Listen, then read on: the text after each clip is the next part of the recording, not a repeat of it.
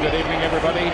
Teams from two of the most beautiful cities in Europe, Rome and Seville, meeting here beside the river Danube in another stunning destination, Budapest. A clash of the team who've never lost a European final, Sevilla, and the manager who's never lost one, Jose Mourinho. Mourinho, who tonight bids to become, out on his own, the most decorated competition manager in history, with a sixth trophy. He'd be ahead of Giovanni Trapattoni.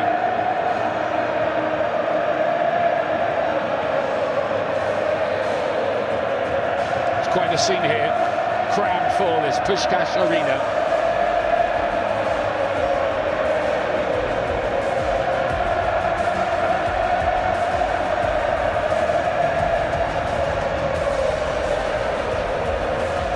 Roma looking to win this competition for the very first time. They won the Conference League last season. Will Mourinho strike again?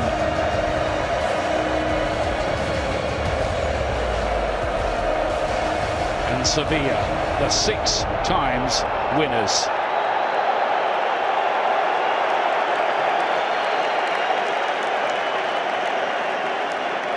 Sevilla, who've got past Manchester United from being 2-0 down at Old Trafford after about 20 minutes, and Juventus as well in the semi-final.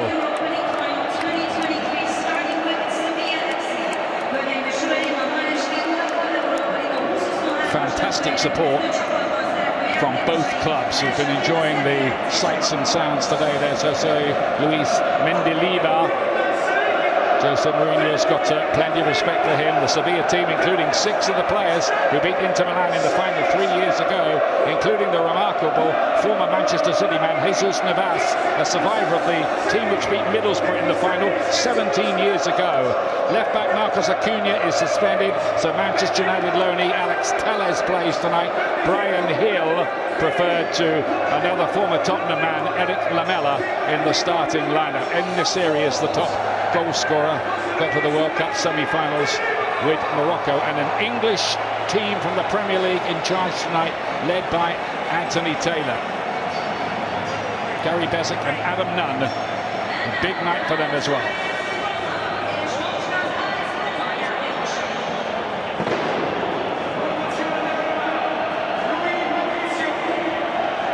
Navas, of course, captaining Sevilla. He's 37 now. He was 20 when he played in his first final in this competition.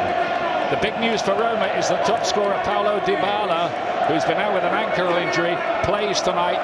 So too does Euros hero Leonardo Spinazzola, who's been past fit.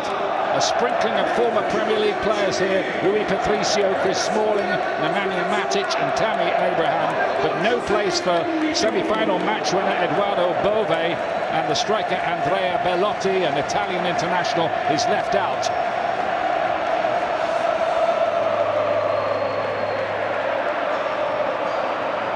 Big occasion, an intriguing clash, and alongside me Steve McManaman. Yeah, really looking forward to this evening. Big plus that Paulo Dybala's back in the Roma side, of course.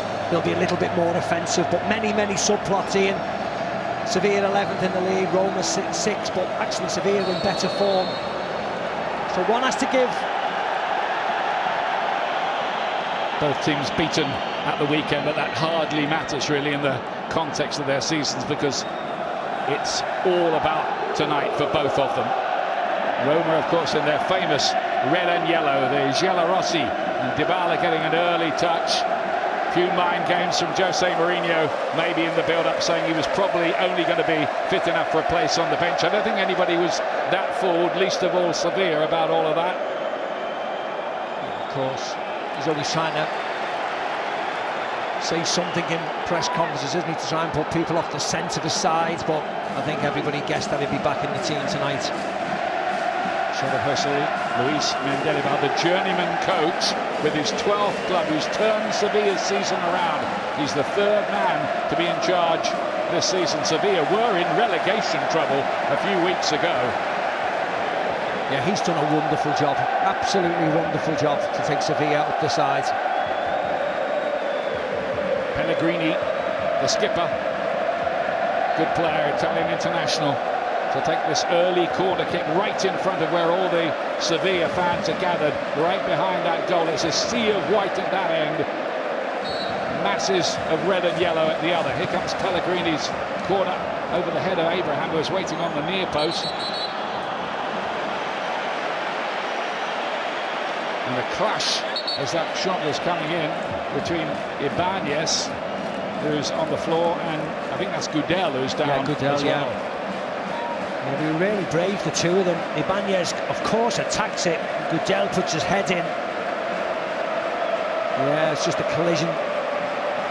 Just milliseconds after Gudel heads the ball away.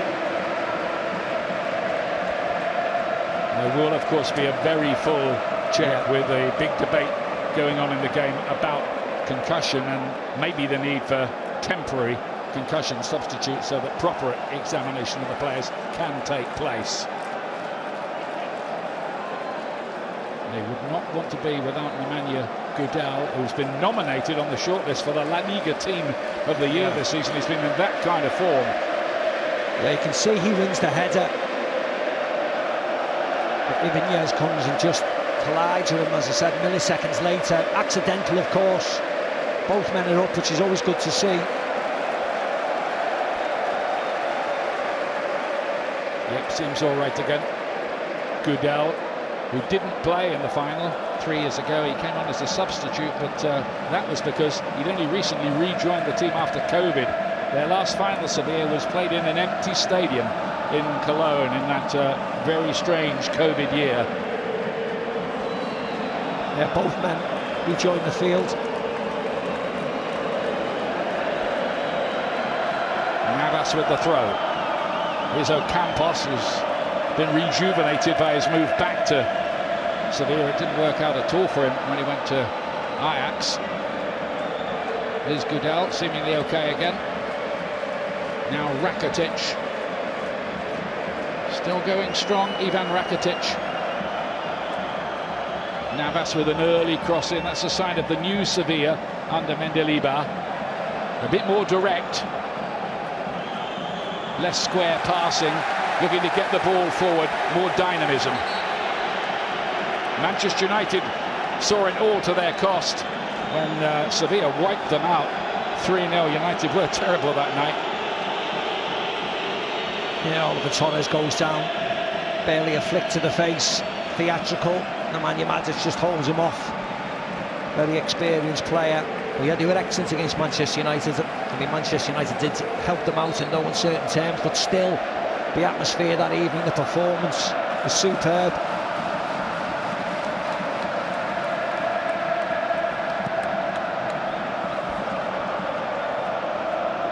Flicked on. Abraham had made a run down the inside right channel. Not so many goals for him this season. He's had a more difficult second season in Italy after 27 goals in his first campaign after his move from Chelsea.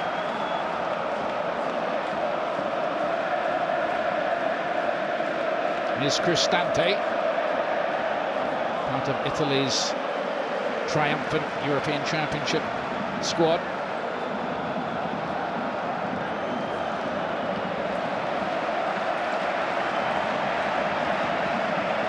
Navas, a right back these days, up to En-Nesyri.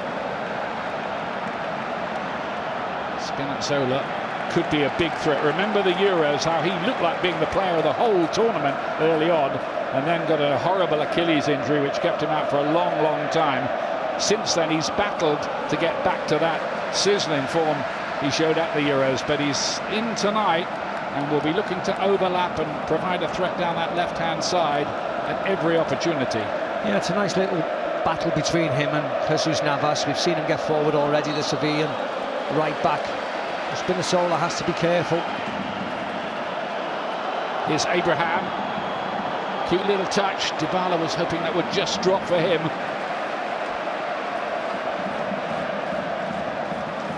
Campos. Neatly done. Oliver Torres. Getting a lot more game time this season. Rakitic, he's been right back to form since Mendilibar has taken over.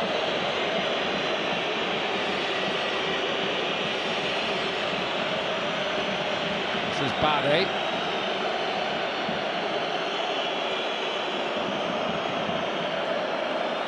Because again, he was at Nottingham Forest earlier this season, then went to Rennes, and now been his loan to Sevilla, and a strange season ends with the European final.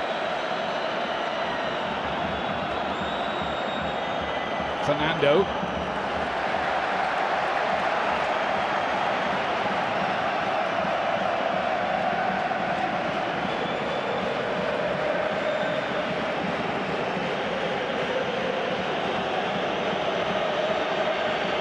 Both of these teams have got this far on the back of their home form, so how will they play on neutral territory here?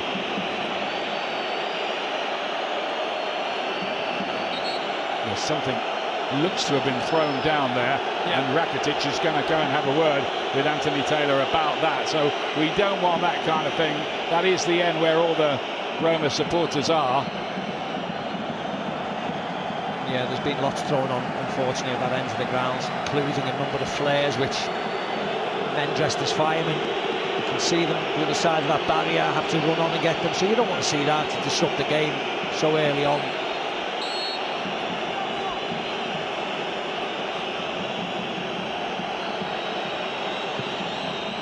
Rakitic gets the ball in, and Ibrahim back doing his defensive job to help out. Roma put in a tremendous defensive performance in the second leg of the semi-final against Bayer Leverkusen to get through. They shut Xabi Alonso's team out of it. Might see a bit more of them as an attacking threat tonight with Dybala in and Spinazzola fit too. Ryan Hill looking to make progress. Dybala to bring it away here. He's taken a knock, and remember, he's got an ankle injury. That's been the problem for him that's been keeping him out of the team lately. Yeah, Goodell catches him. I mean, if anything, he runs over the ball, Dybala. He just loses control slightly. So he tries to get Ryan Gill off the ball, and he steps across it.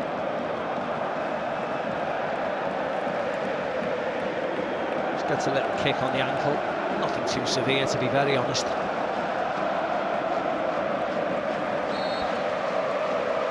Goodell pleased not guilty.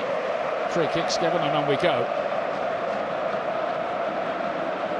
Ibanez, Spinazzola. Roma down in 6th place in Serie A. They can't make the top 4, but they can get in the Champions League next season if they win tonight. So, of course, can Sevilla, who were in the Champions League earlier on in this campaign. It began with a 4-0 home defeat by Manchester City when they were in all the trouble that they were in, and it has ended with them in this competition again and in another final. An incredible season, really. Sold a lot of their better players, certainly the 2 centre defenders. Didn't replace them, were in awful trouble early on in the season. Well, here we are, doing what Sevilla do best, getting to finals of the Europa League. A lot of talk about a karma surrounding them. That point was put to Jose Mourinho, and his answer was short and sweet. Typical Mourinho answer: history isn't playing. And he's right, really. Of course, this is another night, isn't it? Yeah.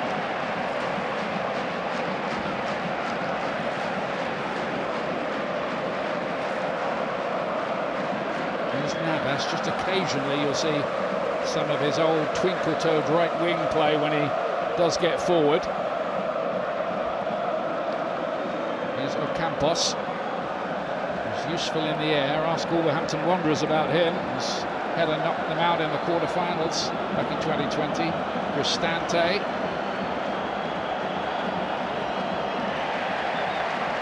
It's Celik, the Turkish international, playing in the right wing-back role for Roma tonight.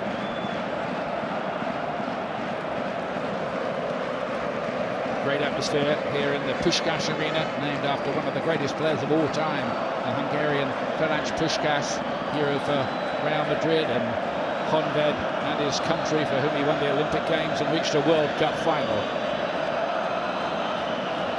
Here's Dybala. Nice piece of play. Cut back, and Spinazzola with a wonderful chance. First big chance of the game, and it was comfortable height for Bono to beat it away. What an opportunity. Great opportunity, and it all started with Spinazzola, his pass to Paulo Dybala. He does really, really well. And as it gets pulled back, Spinazzola from Celik catches it with his right foot, catches it well enough, puts a good height for Bono, makes a decent enough stop, a stop that he should make. Goodell, not that accurate a ball, and Spinazzola's got it again here. Matic to play this ball long, bouncing around dangerously in there, and Sevilla at the moment, early on, just being tested a little back there. Yeah, panic stations a bit, the Sevilla defence. They've started the game fair enough, actually. They've kept possession well. But little burst that Roma have showed over the last couple of minutes show how dangerous they can be. Bardet forward, here's Fernando, another ex-Manchester City player in the ranks of Sevilla. He's 35. They're like a golden oldie to Sevilla, but their golden oldies play pretty well for them. Rakitic, Fernando, Navas, Hill.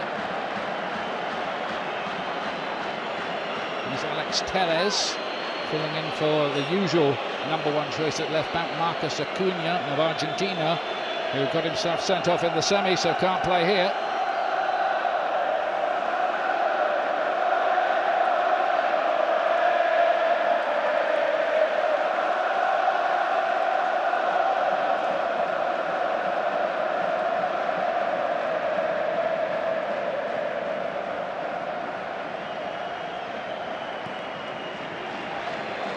To Bono, who hasn't been the #1 choice in the league this season, just like it's Marko Dimitrovic, but for the Europa games he gets the job.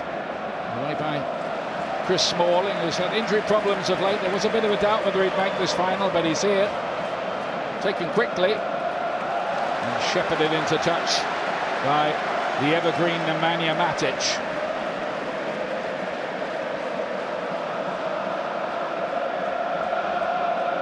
The chance again. Celik back. Just bounces up. Spinazzola does the right thing, just controls the shot. Rocky's almost saying, I would have scored that. I was going to say, almost anywhere else would have given Bono a bigger problem, wouldn't it? It just bobbled, so he had to keep his eye on it. He's concentrating on getting good contact, which he did.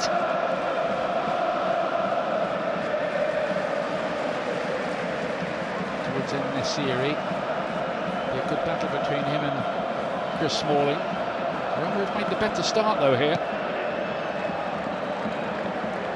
Some people wondering whether it'll be a sort of Mourinho mean machine type display from Roma tonight. The early signs are that it won't be. I think the starting lineup suggested that he wants to be more offensive. Maybe if they get a lead, he might go back into that masterclass as you spoke in, Ian, but at this moment they've acquitted themselves well. He knows his way around these European finals all the way back to 2003. This is kind of where he came in this competition when Porto beat Celtic. 5 finals, 5 wins for Mourinho.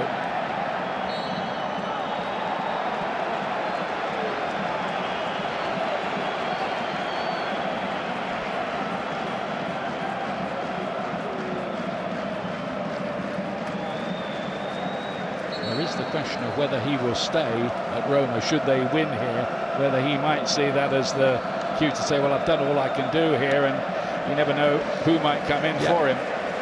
Yeah, that's a big possibility.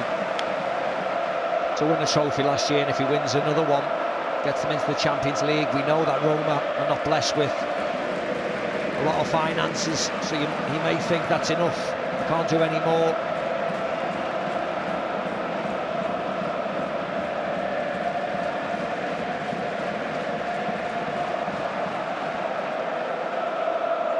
Only his 5th big game in Europe as a coach, Mendilibar, the 226th for Jose Mourinho.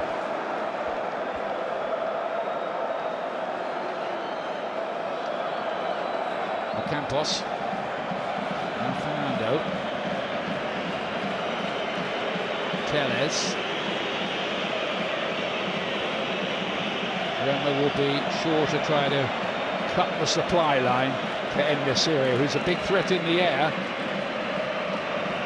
They do get into a nice shape though, Roma, don't they? Everybody behind the ball.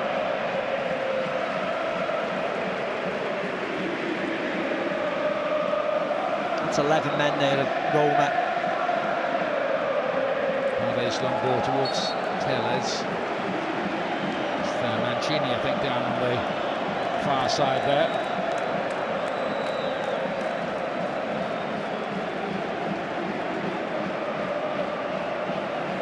So there'll be another stoppage in. There's Celik, isn't it, who's gone in for the header there. Yeah, whether he's just a little bit winded, I'm not entirely sure. Was there a head injury? A little bit of a one.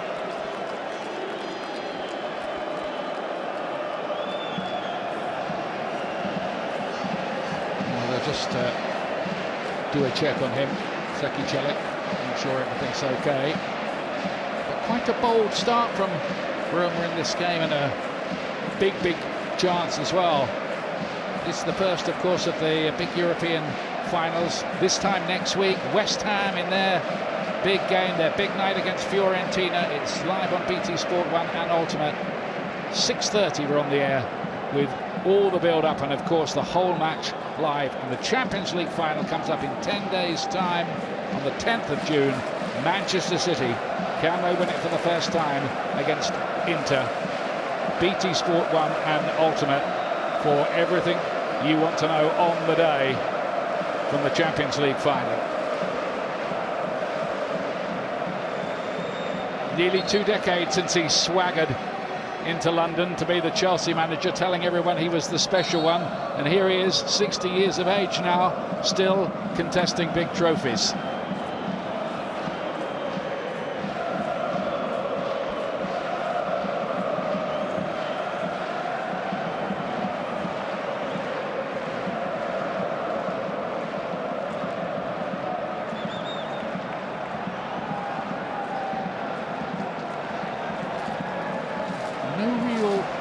Spark yet from Sevilla. No. They've had the majority of possession, Sevilla, but you're right, Ian, just gone side to side slightly just to calm the nerves, get a bit of confidence, get everybody get a touch of the ball. Sevilla are unbeaten in their last 6 clashes with Italian clubs in this series, looking to flick that on, hoping that Rakitic's run might get a payoff.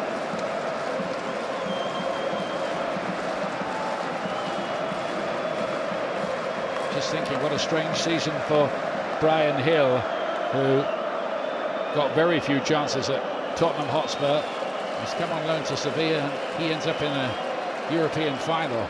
Bade won the header, he has to win it again as well. Tellez's long ball, Endesiri in a clash with Mancini.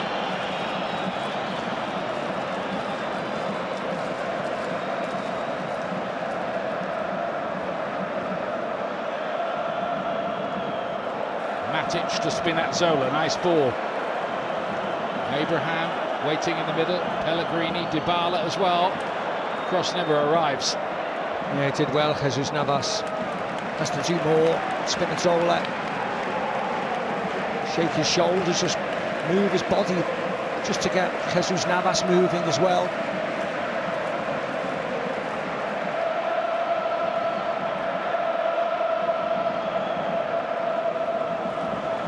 Sevilla are way down in 11th place in La Liga. Beaten by a couple of late goals against Real Madrid on the weekend. Not that it matters much to them. They haven't finished in the bottom half in Spain since they were relegated in the year 2000. Just one title in their whole history, Sevilla, in La Liga, way back in 1946, and Roma have only won one in Italy in the last 40 years. I mean, it's incredible, isn't it? I mean, Sevilla have got the opportunity that if results go the way, they could finish 7th. As Nemanja Matic gets a yellow card for his challenge on Campos. Jose can't believe it. Comparatively early in the game, Anthony Taylor pulls out his first yellow of the night. Yeah, he had a good view of it, Ian, and he was adamant it came out straight away.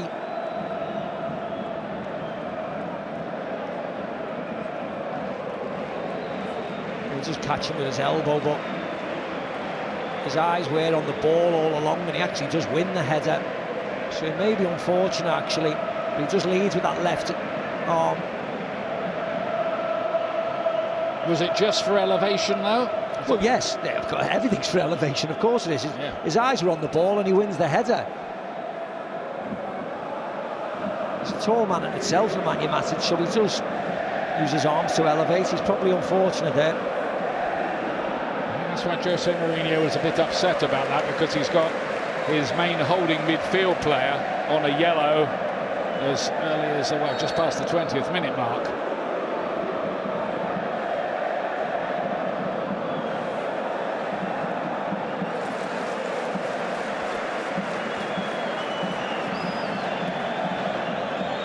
Rakitic to take this for Sevilla.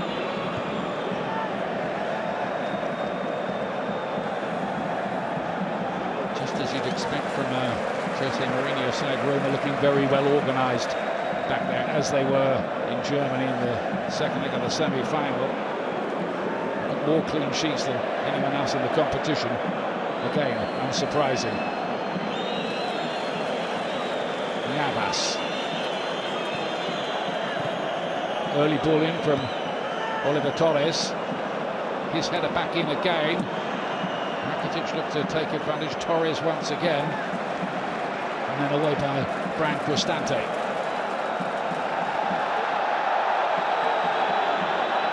Pellegrini in towards Cristante. Sevilla hunting the ball down and getting a free kick.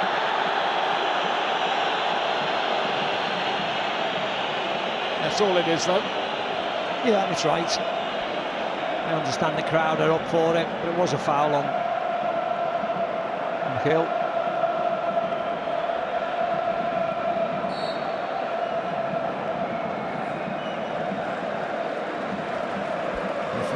To Eric Lamela, and indeed Suso, who's often quite bright. You might see him later on, former Liverpool player, come on for Sevilla, particularly if it remains pretty deadlocked or if they go behind in the game.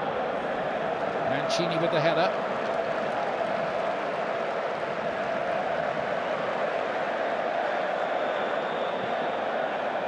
Poor ball out of defence, picked up easily by Fernando. But he didn't do a lot with it, and then Pellegrini, heavy touch from him.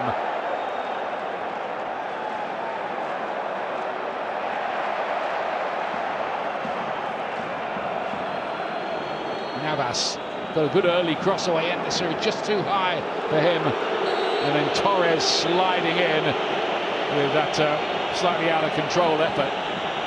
Yeah, now Ibanez is down, holding his face again.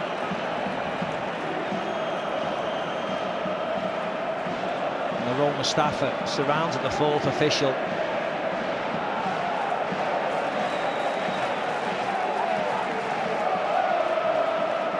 Jose Mourinho, by the way, is on 5 yellow cards this season. He's going to be banned from the last league game against Spezia at the weekend. It's the first I've ever heard of that. 5 yellows for a manager. Yeah, that was just accidental, wasn't it? That was. Then the serie on Ibanez. It's just a follow through from that challenge with Chris Smalling, and he lands the Roma defender.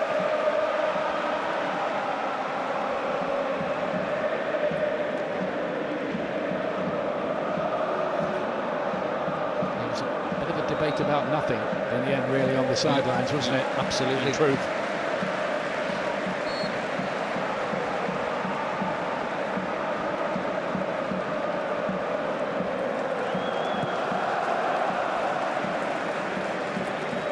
Flicked on by Cristante.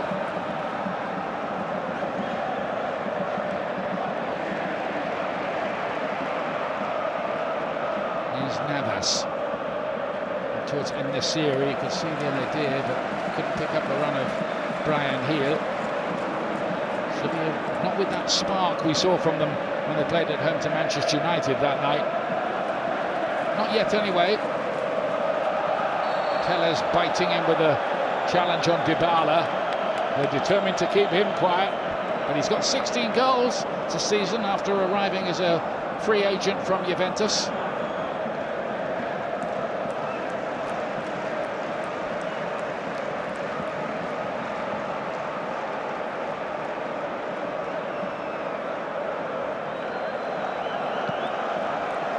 Good by Mancini up towards Dybala. Abraham couldn't direct it back into the path of Dybala, who made a hopeful run on his inside.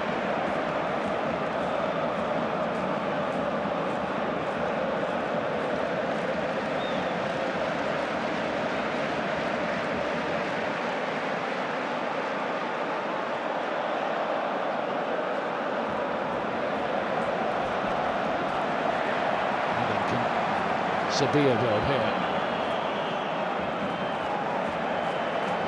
Rakitic scoring in the Champions League final back in 2015. And his 11 trophies for Barcelona. And he's won this competition in his first spell with Sevilla as well, 9 years ago.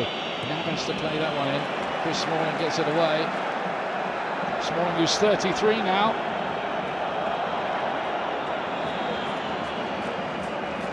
They're going to have to be a bit more cute, aren't they, Sevilla, if they're going to break this Roma defence down. They look very strong. They get men back whenever they lose the ball. They're getting a really good shape. So to just aimlessly throw balls into the box looks as if it's going to be easy for the Roma defence. Neither side able to establish any real fluency. No, technically Sevilla are better on the ball. Roma a little bit more direct.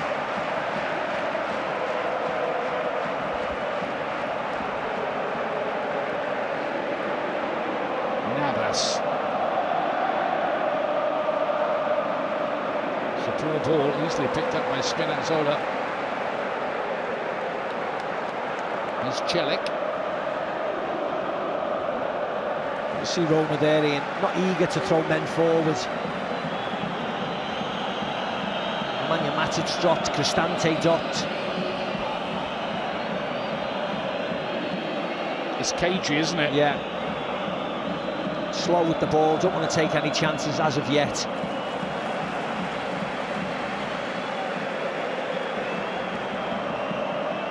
Mancini's angled ball is a good one to Leonardo Spinazzola. Doubtful whether he can last the whole 90. That might be true of Dybala as well, by the way, who was dispossessed there. Could be just a bit of rust for Dybala. He only played 15 minutes in total in the two legs of the semi-final. What I would say is Pellegrini's made a couple of nice runs forward past Dybala and past Tammy Abraham. Just hasn't received the ball, but he does run forward, which is always a nice thing to see.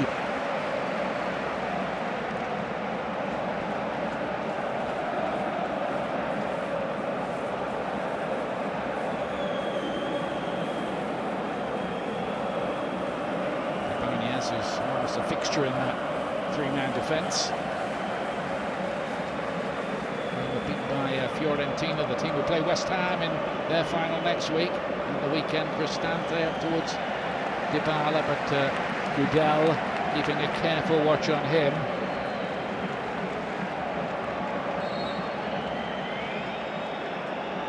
They'd love to get the ball to Dybala at his feet, where he can maybe just work a little bit of magic as away to the right out of your shot, because we don't want to give the oxygen of publicity to people who do that. Somebody's throwing a flare onto the pitch, hence the slight delay.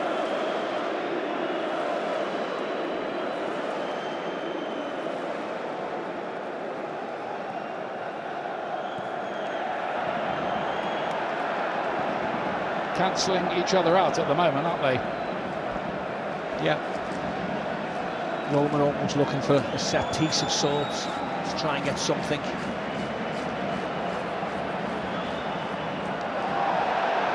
Might just take one moment. Torres with the clearance, trying to get Hill away. And they're getting all the Roma players surrounding the referee. Matic is making a point. Remember, he's already in the book.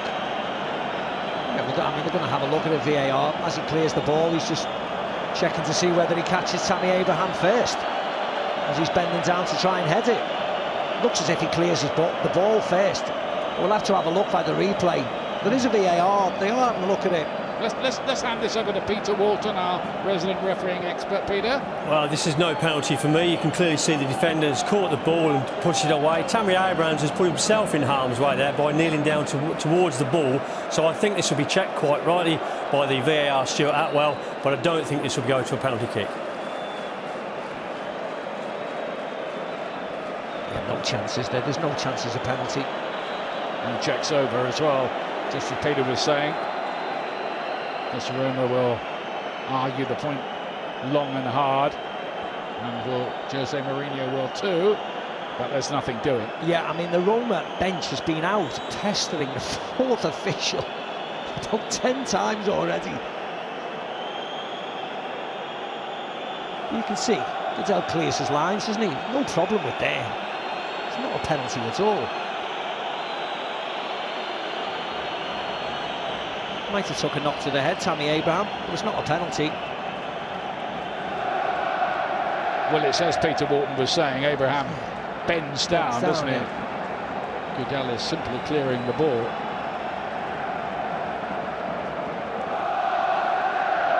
Quite rightly, no penalty.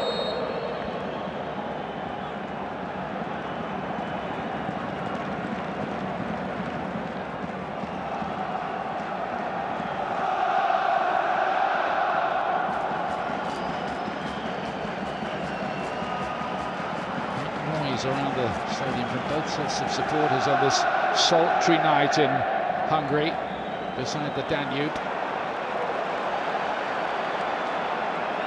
Cristante, Abraham, Pellegrini was in space for a moment, but the pass to him was delayed. It's just a hint of an opportunity there. Forward by Ibanez. Spinazzola off on another of those runs we saw so often at the European Championships from him.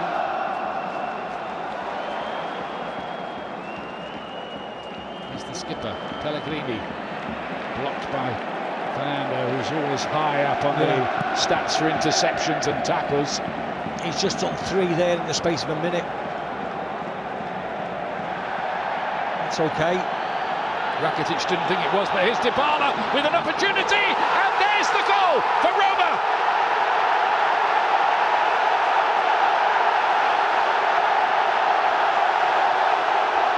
Back from injury, gambled with tonight, clinical finish.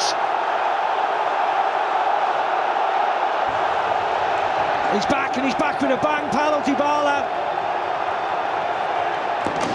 Roma win the ball back easily.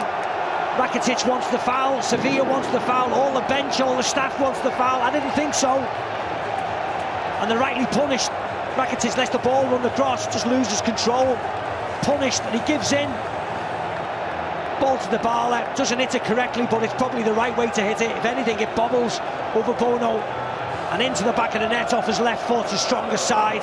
Great first touch, into the ground. 1-0 Roma.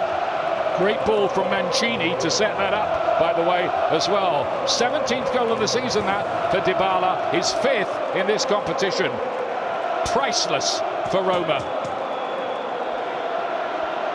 And look how unperturbed Jose Mourinho is by that. Talk about understated. Well, there's chaos on the sidelines. Andy Taylor's going into the Sevilla bench to book somebody. Michael Oliver's having an awful time down there, getting berated off all and sundry, and rightly so. The behaviour's been terrible. You have to let the referee the game. He's got the help of VAR. Leave him well alone. It's not stopping Roma from leading in the Europa League final. This might be a tough one to control for the English officials, led by Anthony Taylor, but definitely he's gone in there and delivered a yellow card to one of the coaching staff. Yeah. We'll get confirmation of who that might be. Yeah, he also booked a member of the Roma bench as well, Ian. Peter Walton, tough job for the officials here, yeah? Yeah, it's a tough job, but what's happening here is there's a tactical element for it. That both benches are heaping pressures on the match officials, not necessarily for the decision they didn't get, it's for the next decision. It's something Anthony and Mark Oliver, the fourth official, will be acutely aware of.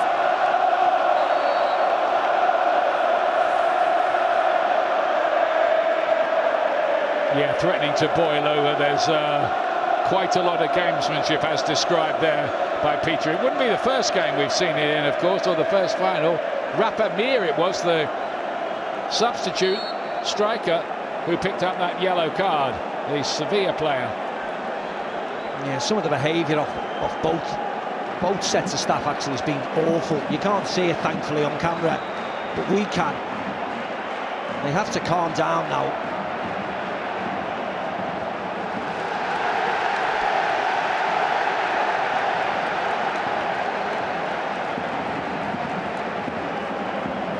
A little bit of quality, though, really, which was, to be honest with you, a bit of an oasis of quality in this attritional first half.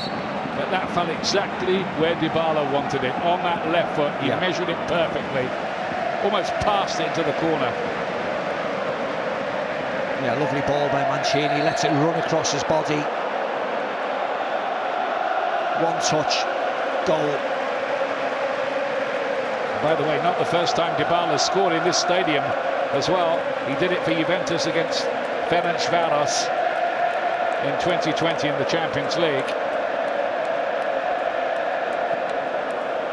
Palace's long ball, not that accurate, cut out by Gianluca Mancini, whose excellent ball set up the goal. In the series, something on that. Can Sevilla be sparked into life, because they barely existed yet as an attacking threat in this game? Yeah, and Roma will be more than happy if in the series heading it from 20 yards out. It's not going to trouble a goalkeeper like Rui Patricio. They have to take stock, Sevilla. They have to relax and they have to get back in, start playing the ball around and come up with a bit of magic of their own. Down goes Dybala. Free kick given. I mean, it is ridiculous, the reaction of some of the players as well. Now, yes, it's a foul, no problem, by Rakitic. But that's all it is, isn't it? Yes. But every decision is being turned into a bit of a histrionic debate. Yeah, it's quite embarrassing, really, at times. Even understanding how high the stakes are for both of these clubs, who, of course, won this European trophy. Roma looking to make it 2 in 2 years. The only thing they'd won before that in European competition was the old Fairs Cup, now defunct, against Birmingham City on aggregate in 1961.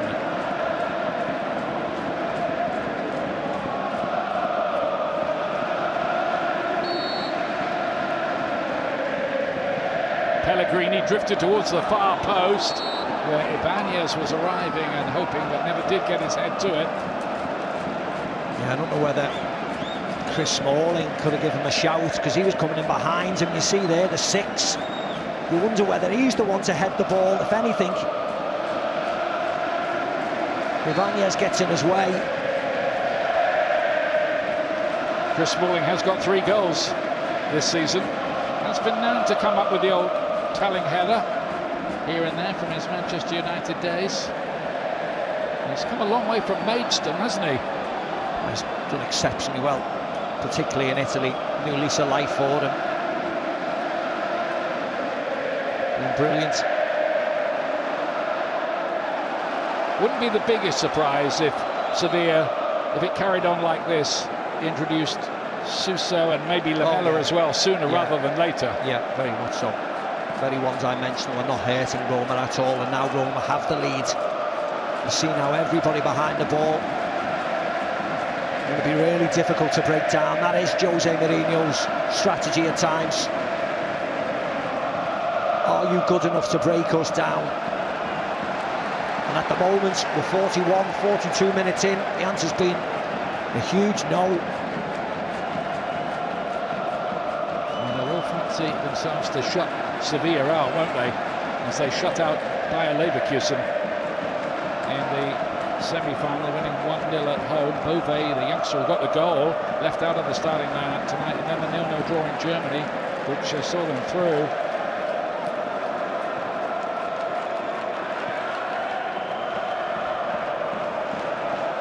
But they had carried marginally more threat, maybe significantly more threat before the goal. Yeah, less possession, but you're right, Ian, more threat.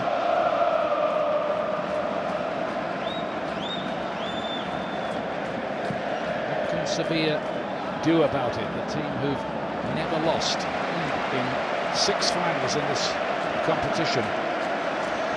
Looking at Sevilla, you don't know what their plan is at the moment, whether they go long to end the series, whether they go wide and get crosses in.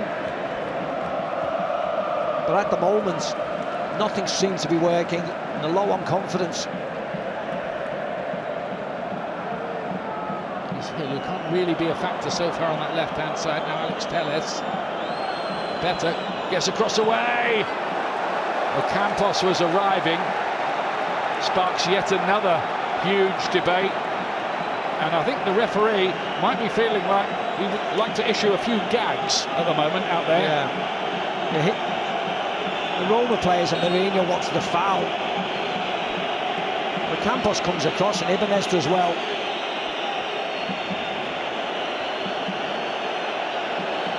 Maybe the set piece could be an answer for Sevilla. That swung in. Fernando got his head to it, couldn't keep it down. He was free. He wrestles Nemanja Matic away. Here's the previous cross. Ibanez there. It's not a foul. The Campos goes for it. And you see wrestling, and he gets behind Matic, who bumps into somebody else and falls to the ground. It's a decent enough chance actually by Fernando.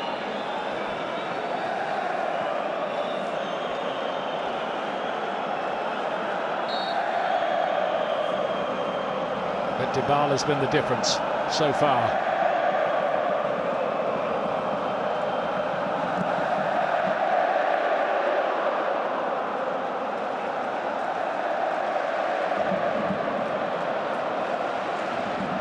Tammy Abraham somehow emerged with the ball.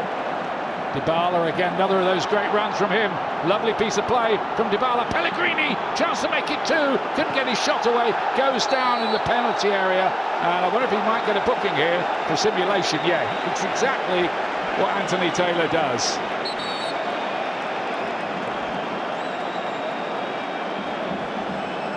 Yeah, he's trying to control everything, Anthony Taylor. Pellegrini missed the chance, didn't he? Dybala and Tammy Abraham did really well on the far side of the pitch. Dybala pulls it back to Pellegrini, and he misses the chance to get a shot away. It was fizzed into him. And then as he runs into bodies, just throws himself onto the floor. So it might have been a bit of contact from Rakitic as he comes across. Oh no, it's not. It's a complete dive, and Anthony Taylor's right. Well done. Yeah, he manufactured the contact, of course he did. Yes, he did. Peter, referee's got that right, hasn't he? Spot on, and Steve there was sucked in like most of us were, but Anthony Taylor was right on the case there. And quite rightly, the captain receives his yellow card for a simulation.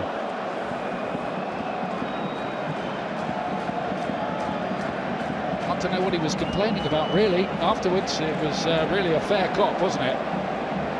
Here's Abraham.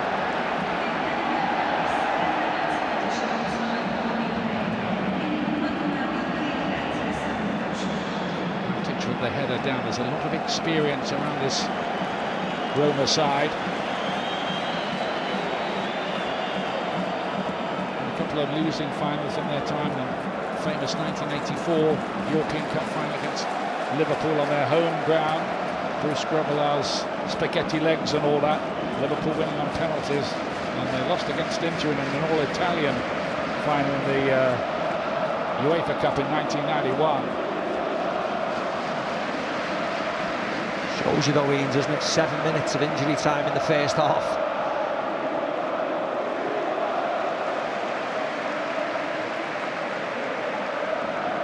Campos trying to get the better of Ibanez, but Roma are going to be a hard team to peg back, having nosed in front.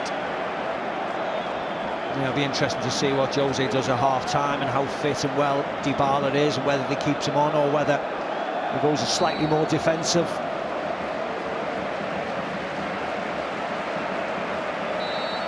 They're probably figuring, as they did before the game, this is a massive match, and he doesn't have to play for Roma again until August. Yeah. Doesn't have to play at the weekend, does he, in the final league game?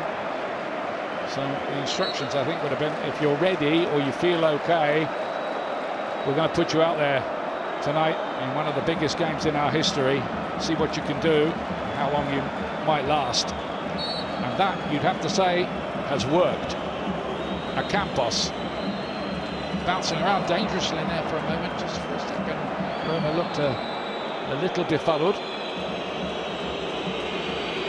Campos again, one of those early crosses. No white shirt anywhere near.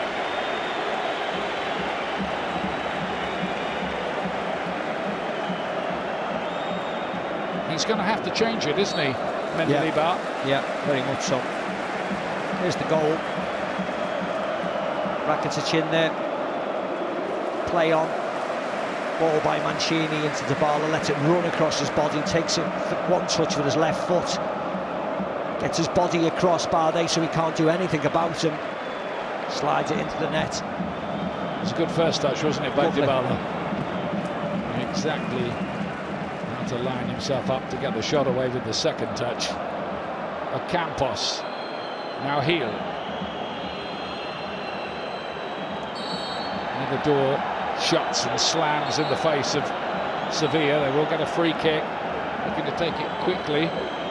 Halfway through the stoppage time at the end of this first half. It's very attritional first half. So many verbals. Heel on a nice pocket of space there. For once, can't get his cross away. Yeah, for some reason he came back onto his left foot. And he had lots and lots of space to deliver it with his right. Sevilla's aura of invincibility in this competition, in finals anyway, being threatened. This cross didn't go very fast, picked up by Ivan Rakitic. Tellez. A lot of players who've played in the Premier League in the past taking part in this final. Tellez, of course, is one of them. He's on loan from Manchester United. The Roma fans were trying to keep the ball. Several in circulation, of course. Wide by Cristante, who has filled in defence a fair bit.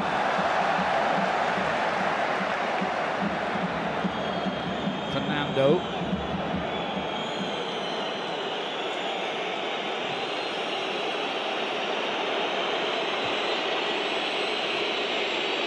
Roma fans want half-time. Torres with the ball in towards Endesiri over his head. Matic completes the clearance. Dybala picks that up, and they're not too fussy where they put it. Bit of game management going on here. Roma playing for half-time, keep their lead intact. Yeah, Roma camped in their own half now, trying to get to half-time.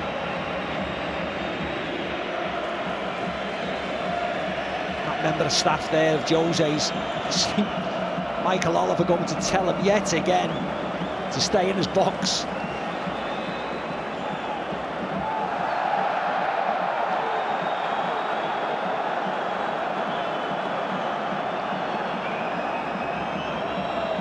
Done by Campos. Now Torres. This looks a bit better. Rakitic can hit them, we know that, and he's hit the post. Great effort from Ivan Rakitic. Bounce back off the inside of the post and out. Yeah, lovely hit with his weaker foot.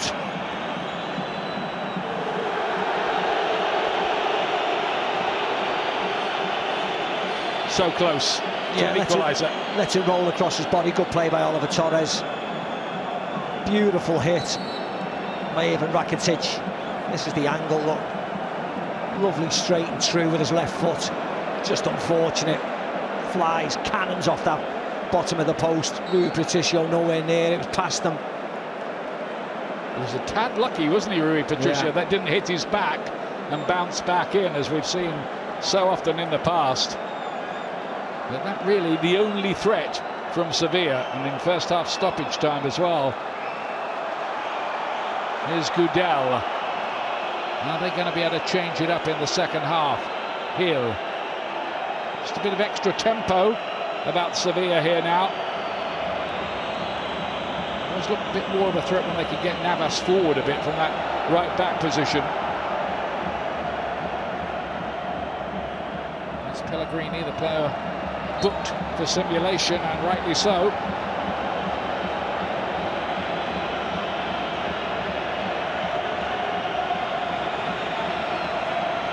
Long throw of Campos. Last action nearly of this first half. Mancini and Gudel's effort blocked by Dybala, who dived in front of it, and that will be half-time. Came to life a bit in the last few minutes of the half. Paulo Dybala risked tonight after his injury, delivering the vital strike that has Roma in front and threatens Sevilla's 100% record in these Europa finals. A booking for Lorenzo Pellegrini, the Roma captain, as well as Nemanja Matic in that first half. The Roma might take some pegging back. Sevilla have a big rethink to do. Sevilla 0, Roma 1 at half-time here in Budapest.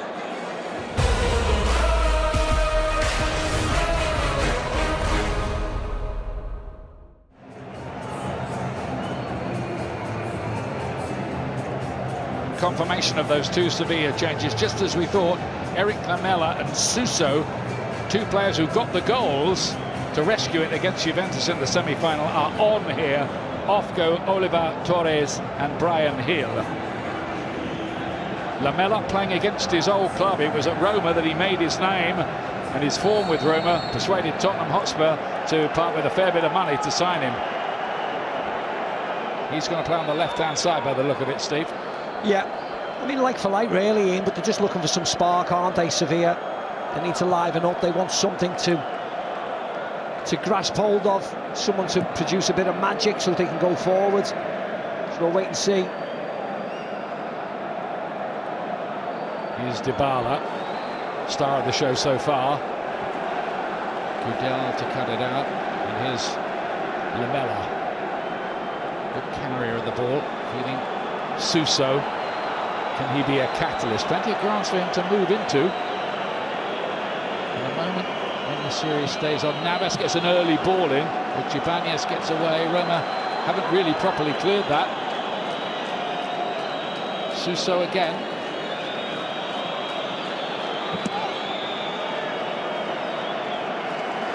Sevilla have to do something that no team playing a Jose Mourinho side in a final have done since, believe it or not, 2003, when Henrik Larsson scored for Celtic against Porto. I mean, that is an incredible stat, isn't it?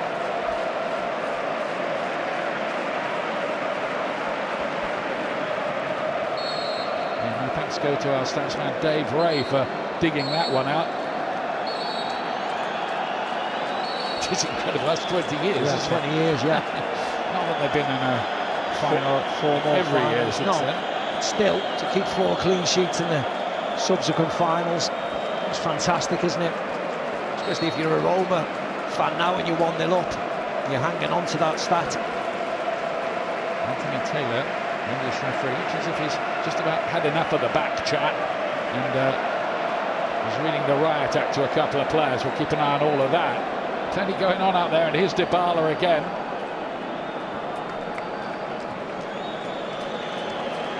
Cristante.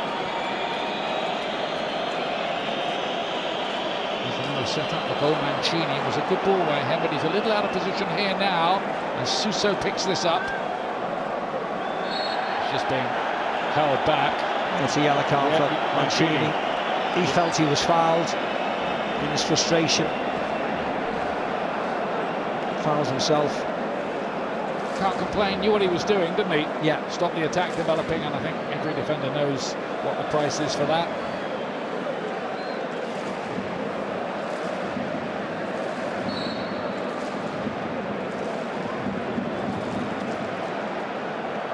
There's Gudel for Sevilla.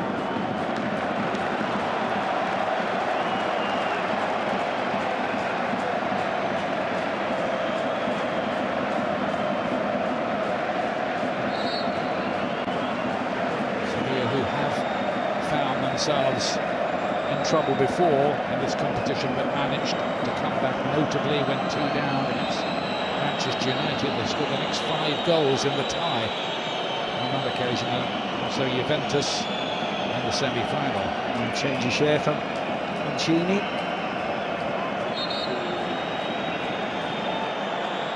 I think it had just been ripped, hadn't it? I don't think there was any blood or anything. No, it was a ripped shirt, yeah.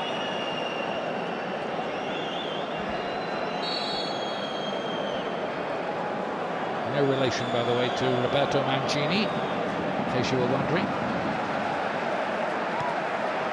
Gudel to play it forward. And Chris Smalling. 4 years now he's been in Rome.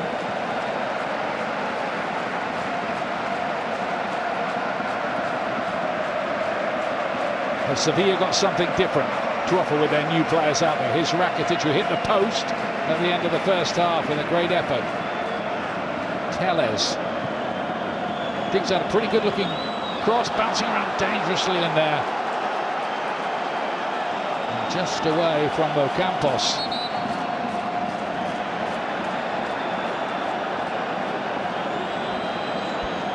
And just holding the play, Anthony Taylor. I think they're just going to look at that challenge, whether it comes off any arm as Ocampos goes in. Ocampos is clearly saying it was, but checks over very quickly. Fernando's won this competition twice with Porto back in 2011, and then with Sevilla themselves in 2020. Here's Telles now. Deflected ball in. Campos looking for a spectacular finish.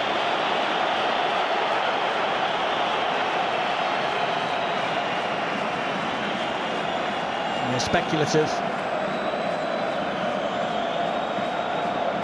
He was actually there, he just mistimes it. Plenty of time, wasn't it, to get his foot on the ball. Nobody closing it down, just gets it wrong.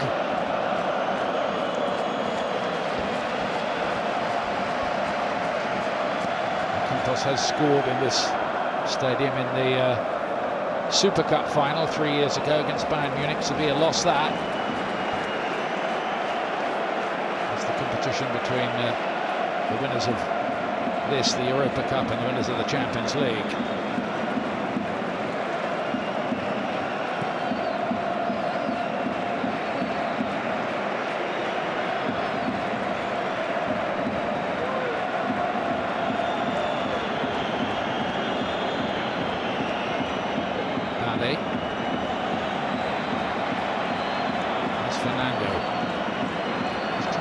With a little more tempo in their game here. Sevilla. Rakitic. Now Lamela. Telles. Yeah, disappointing effort, but still it's better from Sevilla. A bit more pace, better tempo. People want to drive forward. Nice ball by Lamela. Shot not so good, but still trying to get the Sevilla fans behind the Roma goal onside.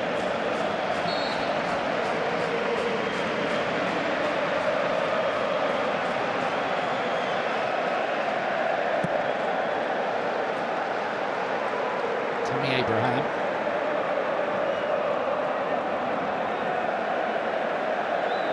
Can't overstate really the importance of Roma having Dybala fit for this game. It gives them a totally different dimension.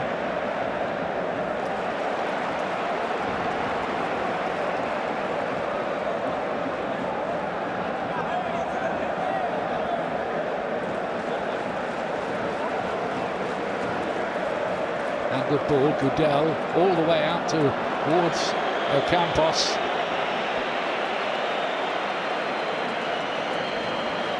Only lost 2 of 15 matches since he took over, Jose Luis Mendilibar. But he's never beaten Jose Mourinho. They go back quite a long way. Clashes between Osasuna and Real Madrid. And all Mendilibar's got out of those is 1 draw, 3 defeats.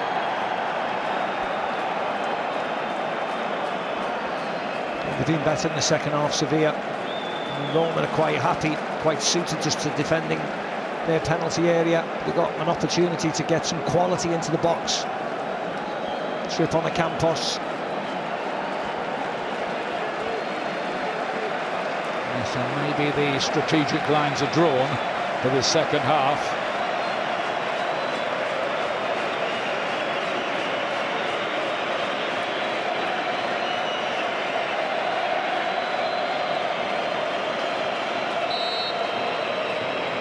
Suso's going to take this. It's a long way. And he's defending good, and Dybala to get it away. Suso played for Liverpool in the Brendan Rodgers era. He did actually score for them in a League Cup tie against Middlesbrough. Long time ago, though. Been at Milan since then, and Sevilla. Been much involved since he came on. Miller with the layoff. Rakitic wide to Jesus Navas. Early ball in, an opportunity and a goal. Sevilla are level. The pressure pays. It's 1-1. Campos celebrates with the Sevilla fans behind that goal. They have gone absolutely crazy. Yeah, I'll have to look at that again. I thought it was an own goal, but it's far too easy for Sevilla in the second half to get quality into the penalty area. And that was a lovely ball by Jesus Navas. Yeah, sorry, Ian. I was going to say, once they start to get Navas forward into his old right wing position, things start to happen usually for them. I think it's Mancini, and I think it comes off. Let's have a look there. Mancini, yes. Then Nasiri celebrates. Well, Campos celebrates, but it's an own goal. It was hard to see who got the last touch, but it was Mancini, wasn't it? Yeah, it was. Off his knee, I think.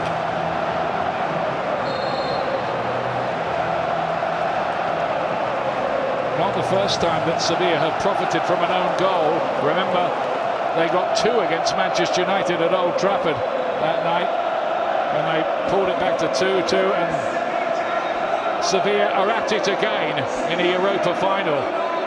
Yeah, much better, much livelier. And Dybala's got the reaction he wanted off his team.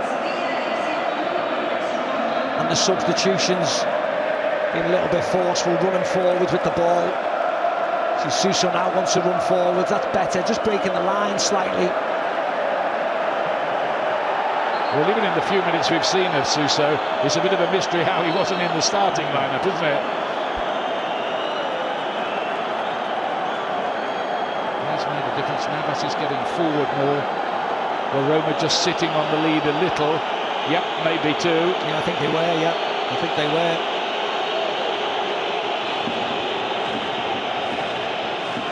And now what are they going to do, Roma? Is, if anything, Sevilla are in the ascendancy. So that record we were talking about is broken, the Henrik Larsson one. Wasn't an opposition player that did it, though. Pellegrini let it run. He has to watch his step a little in the second half, booked in the first.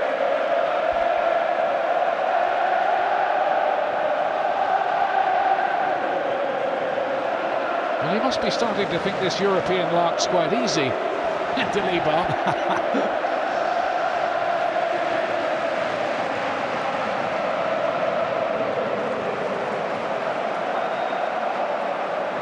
Rakitic.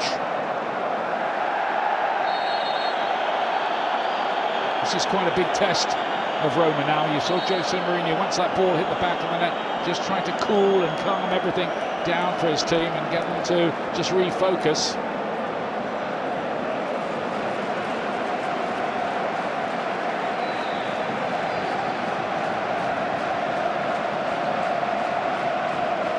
But the game feels different, doesn't it? Yeah, it does. Having lost that momentum they had earlier, Roma, can they get that back again? Yeah.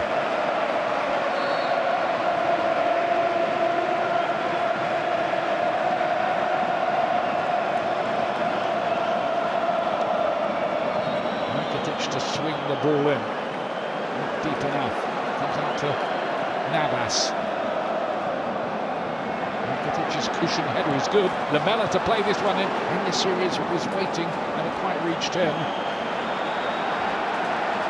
Can't get out at the moment, Roma.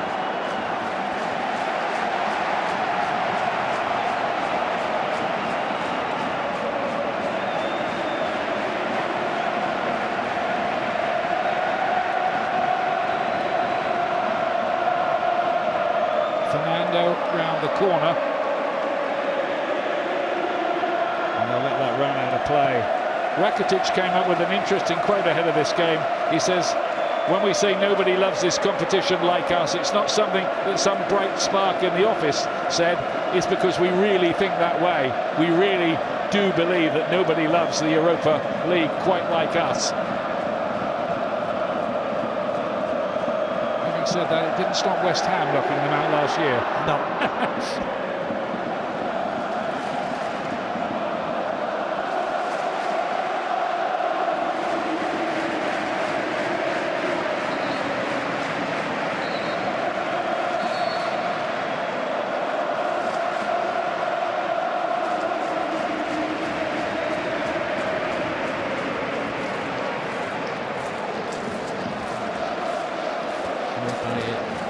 Picked up by Cristante. There's Pellegrini. He's been kept quite quiet so far. Matic down, and it's going to be a free kick. And still the back chat goes on. They want to referee the game as well.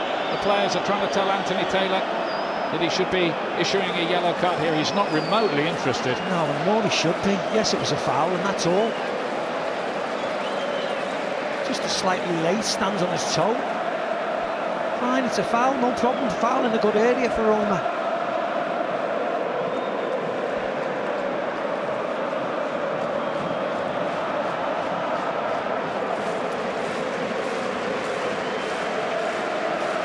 So Dybala, the range is about 30 yards here. Have to be something pretty special.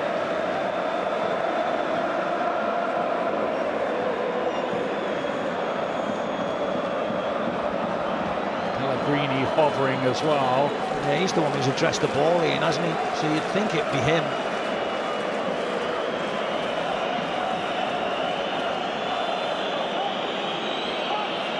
Always lines up Pellegrini's right foot, and he wants to try and get that dip on it. Just the sniff of something for Roma. It is Pellegrini. It's right into the wall. Dybala can pick it up again. That's a good ball. Smalling's in there. Didn't get the power on it, Ian. Whether he jumps a little early.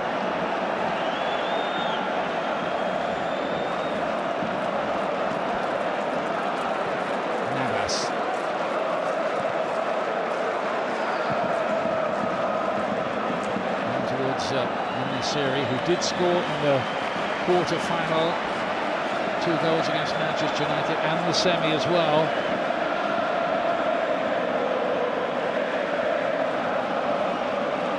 So what they've done with this, of course, having lost Diego Carlos and Jules Koundé, their steady defensive pair. Diego Carlos went to Aston Villa, has had a terrible injury-ridden season there, and Koundé has won the title in Spain with Barcelona.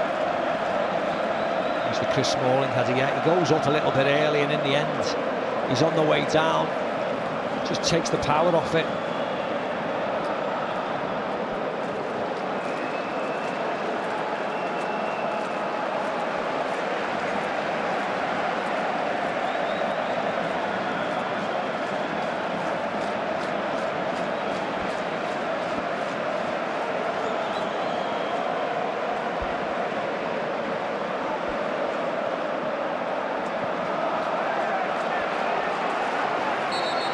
Extra spring in the step of Sevilla now. And it's their fans who are in the fuller voice just at the moment.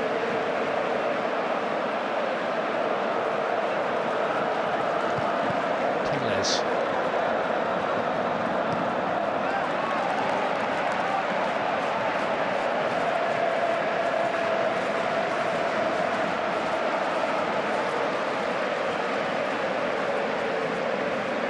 A lot of big match players out on that pitch. experience.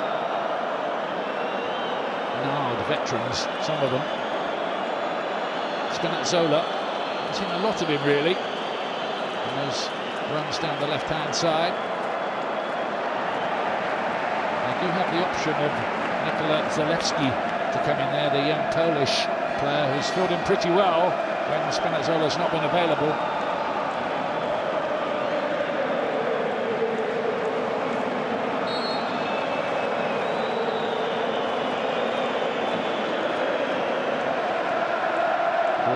Up towards the end of the series, not got much change out of the Roma defenders so far. The top scorer,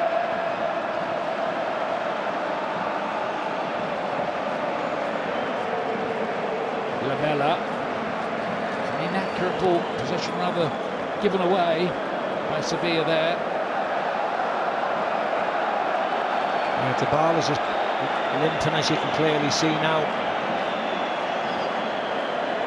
How much longer will he be able to play, having been a doubt beforehand with the old ankle? He's just taken another knock on it there by the look of things. Down goes Celik. And again the debating club starts. It's been a festival of gamesmanship at times, this final. Yeah, Rakitic has got a yellow card.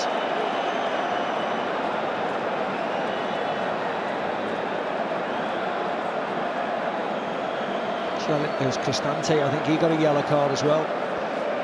He wants the ball to be put out, Roma, because Tammy Abraham had a knock on the head, and then as soon as they run it back, everybody jumped back into it. Yeah, Rakitic and Cristante into the book. I wonder whether we're at Cristante for just too much dissent. Yeah, Anthony Taylor's gone over to the bench and booked yet another person from Roma's staff. They have been atrocious on the sidelines, Ian. I must admit, they have been awful. It's not been a great spectacle in that regard, has it? It's been awful. It's a yellow card, and we got a booking for it, fine. And that prompted 5 Roma players to sprint over to the referee. I mean, this is something really, isn't it, that the game's governing bodies have got to start to get a bit of a handle on, because it's an unedifying look to a showpiece occasion. Yeah, thankfully the general public can't see it. But Michael Oliver, he needs 2 medals at the end of this game for standing down there in between those technical areas. Pellegrini to play a deep ball in, bouncing around Abraham's effort, bouncing around on the line, and Ibanez with a chance right in front of goal. Fluffs his lines horribly. How did that stay out? A lovely ball in. VAR would have looked at it, would have been tight anyway. But as it falls to Tammy Abraham, Bono makes a decent save, then it's a melee and it falls to Ibanez. See, it falls, Tammy Abraham evades Smalling, evades Cristante, and as it falls to Ibanez, it just can't get anything on it, but he makes a really good save actually, Bono, there from Tammy Abraham. I think when he looks back at that, Tammy Abraham will think maybe I should have buried that. Ibanez won the initial header that set up the crisis. As you say, they might have looked at that.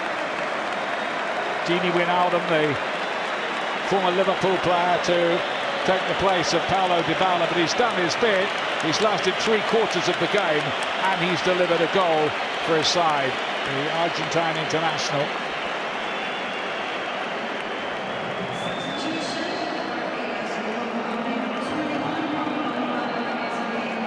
Limited games this season for Wijnaldum because of a broken leg earlier on in the campaign.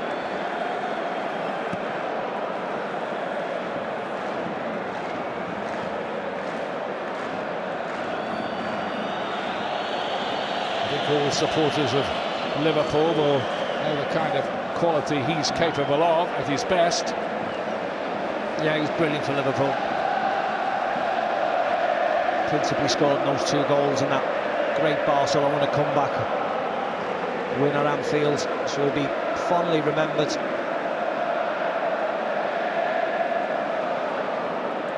Didn't quite work out for him, did it, at Paris Saint-Germain? like a lot of players, it doesn't work out for them at Paris Saint-Germain. I think it's 95th European game. Wijnaldum is Navas. Now Campos.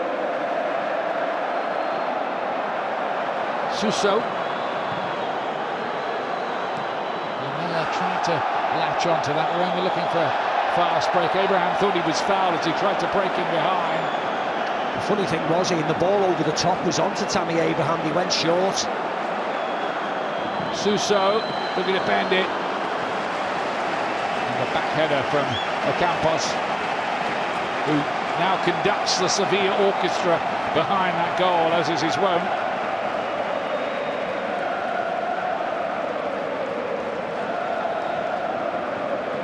You see, Pellegrini looks up there after it bounced off his chest, and Abraham span and went and played it short.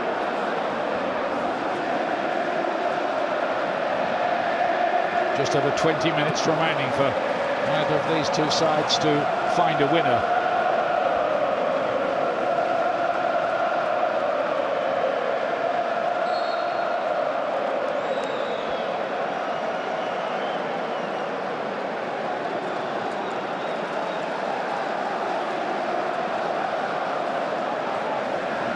Mendilibar would be the oldest coach ever to win the Europa League in its present form, should Sevilla prevail today. Here's Matic. Abraham losing his balance at a key time. And at the other end, Suso to Lamela.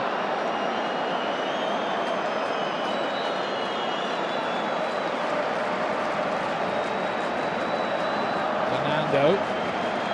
The red shirt's back behind the ball. Navas, whose cross caused all the confusion which led to the own goal.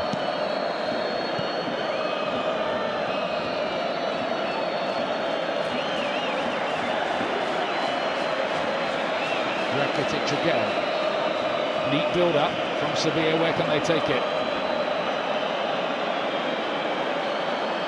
Campos. Suso.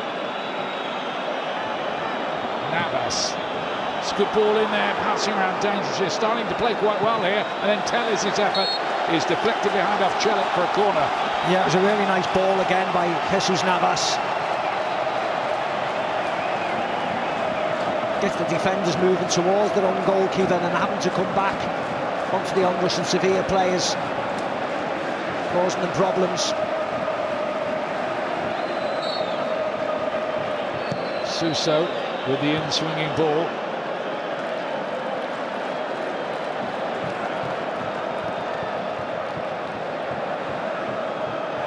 It's definitely going to be a free kick.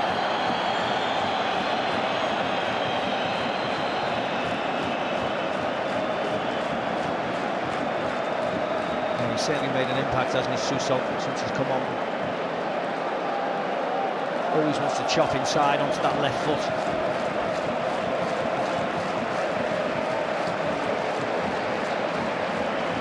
27 Serie A goals during his time in Italy. Work here maybe for Rui Patricio, former Wolves goalkeeper.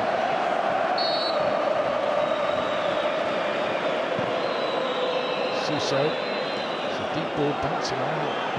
Oh, he's hitting that one. Drop to him. Flags up anyway, so Sevilla will have the free kick.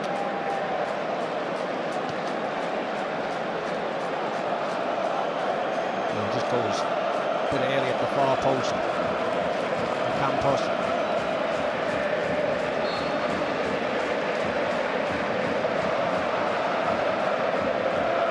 Just hit a Campos on the back, didn't he? Yeah.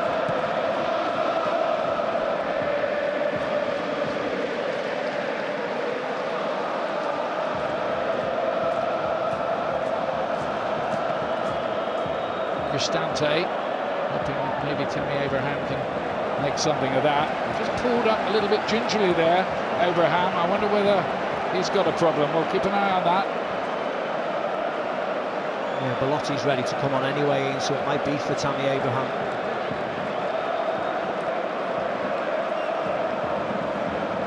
If it wasn't going to be him, I suspect it was.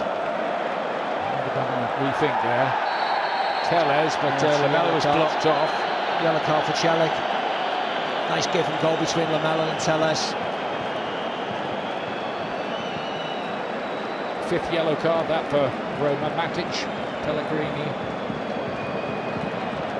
Cristante, Mancini, Celik. And a couple for the bench. Yeah. Not bad, actually. And counting. And counting, definitely. You see there, clear. Beats Celik, she pulls it back. There's Tammy Abraham coming off for Belotti. Belotti, who's got 44 caps for Italy. 3 goals in this competition this season, but a little embarrassingly for him, none in Serie A all season.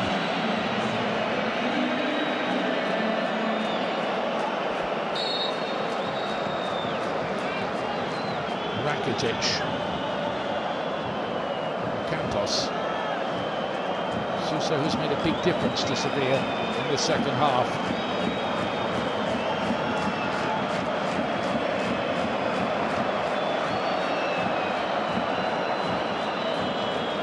Shoulder, looks to cut inside. Matic knew he was going to do that, but he did it anyway. And Campos has emerged with the ball here, goes down, and the referee's given the penalty.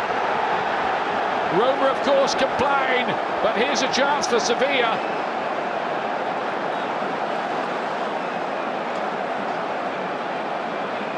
He's right in front of Anthony Taylor, that's what you would say. They had a couple of nibbles out of Campos. Let's have a look here. Gets away from Ibanez, that's okay. It brings him down if there. It's just whether there's contact. He's rash, Ibanez, frustrated. It's not that much, is there? There's not that much contact. That's okay. That's okay. It's that one there. He's going to have a look at the monitor. Well, he's been told to look at the monitor. We often know what the outcome of that. Stuart Atwell is the VAR involved. Let's call him Peter Walton. What do you think, Peter? Yeah, it's a classic one here that is there enough contact for making the player go down? Anthony Taylor thought it was originally on the on-field decisions we've given there, but he's having a little look now just to make sure that there's enough contact there to bring that player down. And for me, I think this is not a penalty kick.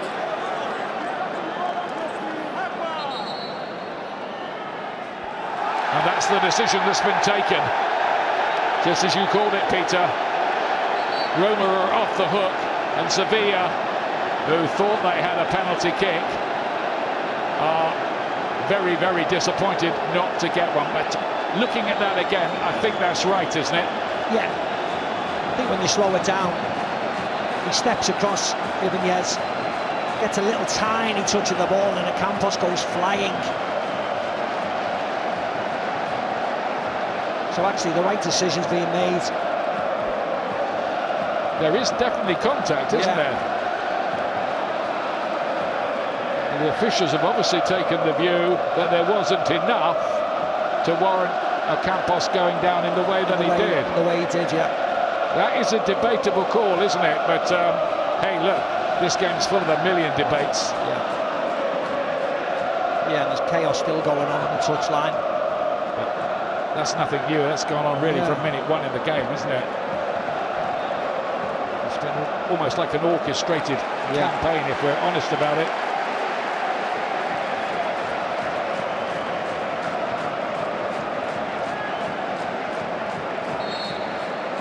No easy game to handle for Anthony Taylor, who has refereed here before when Sevilla were in that Super Cup game with Bayern a few seasons back. I think that was probably a bit of a gentler occasion than this one. It's Lamela.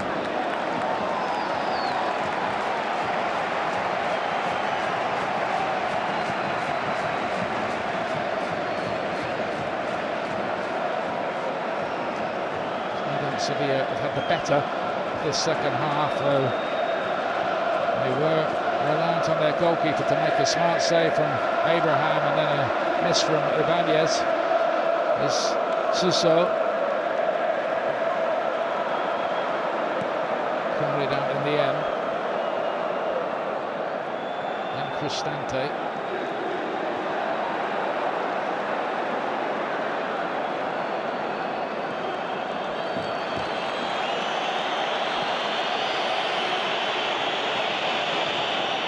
Long by Mancini. Vale winning the header.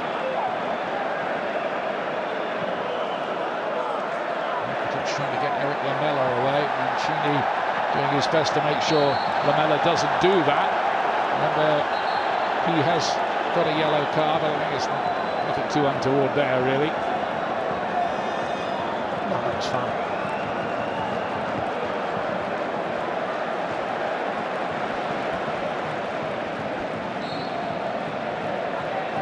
Feisty, ferociously contested match. Not a pretty one by any stretch of the imagination. Not a pretty one at all. Not a lot of quality. I don't know whether it's just players playing safe, don't want to make mistakes, or the heat of the day just zapped their energy slightly, but it hasn't been a game full of quality moments, has it? Not at all. Well, there will be a European trophy, and a big one handed out at the end of the night here.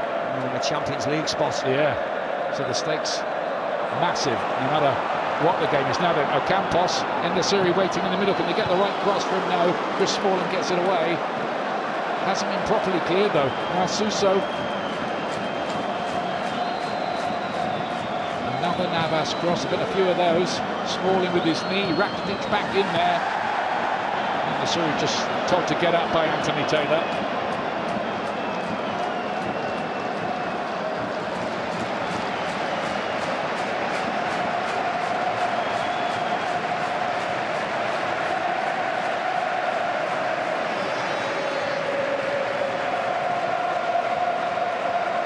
Here's Belotti on the chase. So that's not a bad ball by Roma. At least it gets them right up the field. Gives them a tiny bit of respite.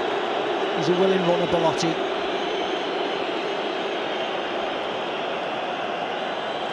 Very prolific in his Torino days, wasn't he? Hence all those Italian caps.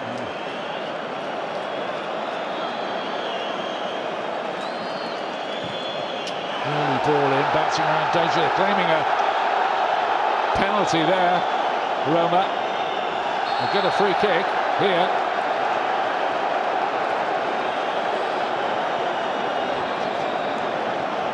They're going to have a look at it, we know that. Claiming a handball. Let's have a look whether there was one here. Well, it does hit his arm. And it shouldn't be a penalty, but nowadays, who knows?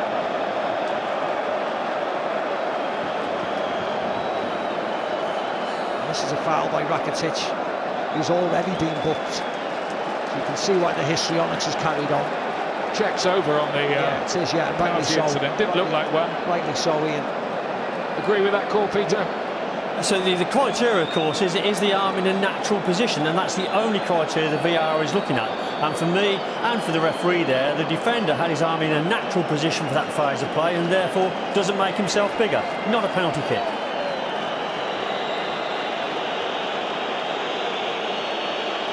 Well, that's about the third or fourth yellow given to the coaching staff for all the backchat that's gone on. Not in an unnatural position. He hasn't made himself bigger, has he? No. We're paranoid now about everything that hits somebody's arm. It's a penalty because it's in the penalty area. It's not. The sooner we clarify the rules at the end of the season, tell everybody, but no, it's in a natural position. Yes, it hits his arm, but it's not a penalty. You can't blame the players though, because it is confusing. They are going to shout for them, aren't they? Well, they've changed the rules, what, twice, 3 times this year already?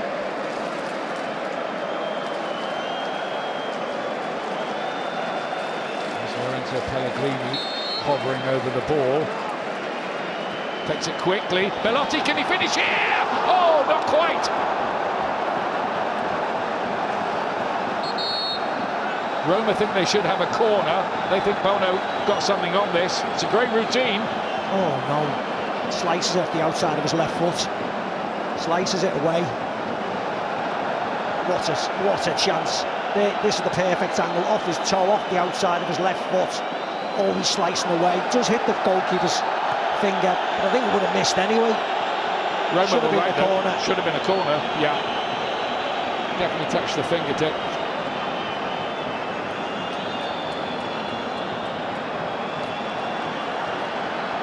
Here's Cristante.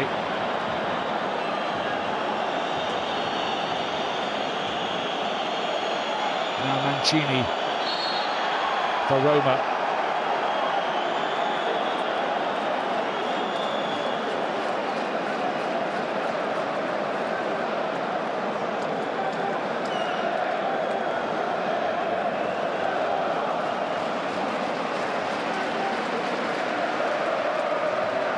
They've argued every single decision, Everyone. all night. We haven't finished yet. That's it, the referee will have to stop the play, of course. Sevilla in possession, they can't do it that quickly.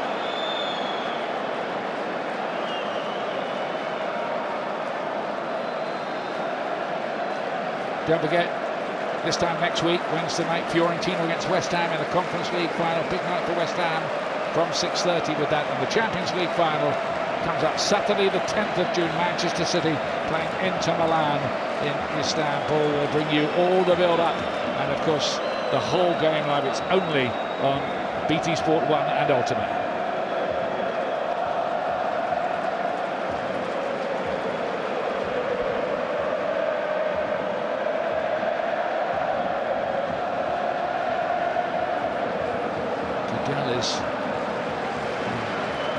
Plenty to say to one of his teammates, Tellez. Wanted to make a run down that side. It's given away by Roma here to Lamela. Suso from a long way deflects off Ibanez behind for a corner kick. Could have ended up anywhere, that. Yeah, he made the mistake, Ibanez, so had to get back into his position. Throws his head at this Suso shot. Don't think it would have troubled Rui Patricio. I don't think it was even on target.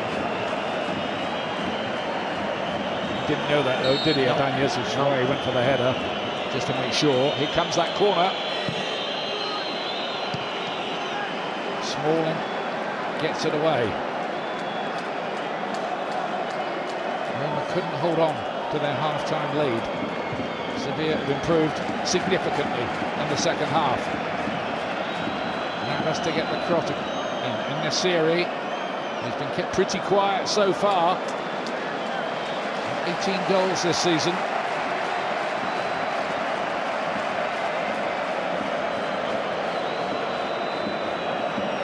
There's Campos. But a link up between him and Navas down this right-hand side in the second half of the game. Campos again.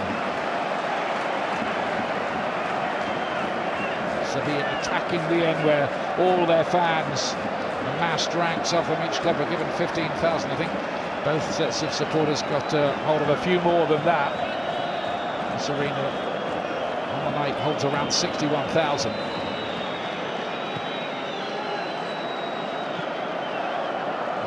We head for extra time.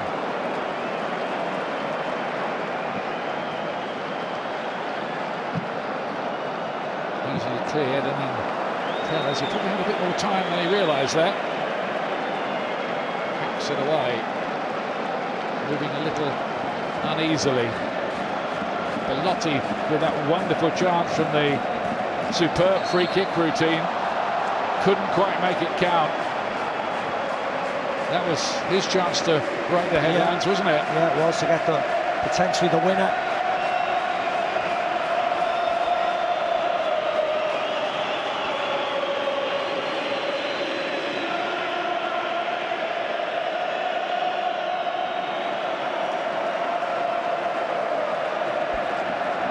Inside the last 3 minutes of the 90, there will be a fair bit to add on, I would imagine.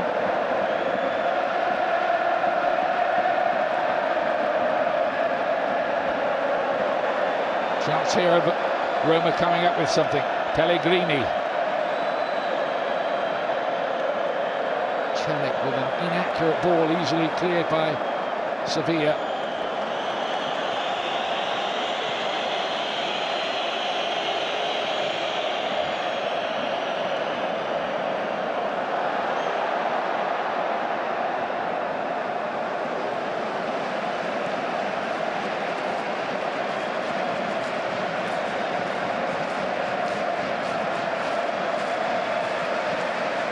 Loic Bade.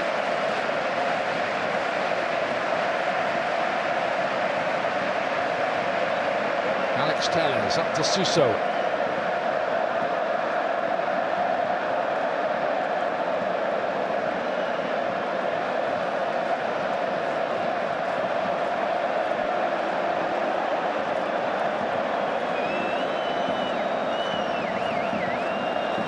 Ocampos.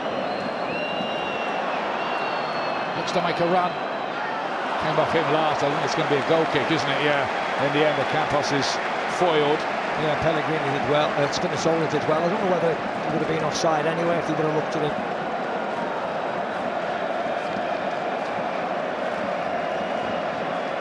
He was just well in the end. Spinazzola knocking on to Ocampos.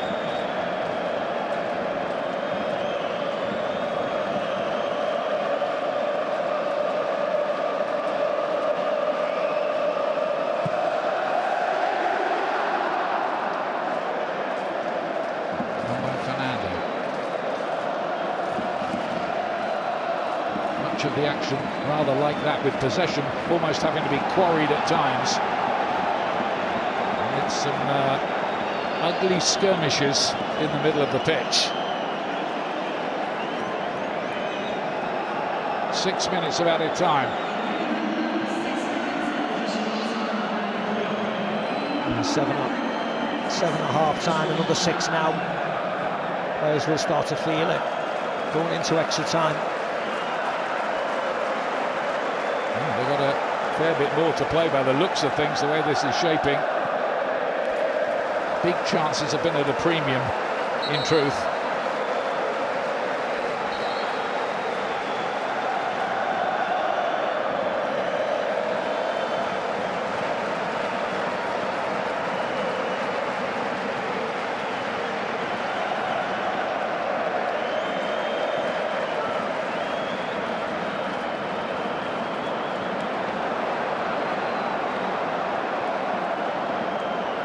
Playing his 48th game of the season already. It's not bad for a 37-year-old, that is it? He's played well as well. He's played really well.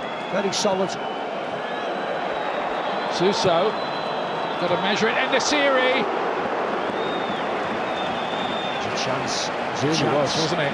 Yeah, Chris Smalling gets across him, but it was a chance from En-Nesyri. He hasn't done much. He's been closely marshalled, but nice play yet again down that right-hand side. Cross in.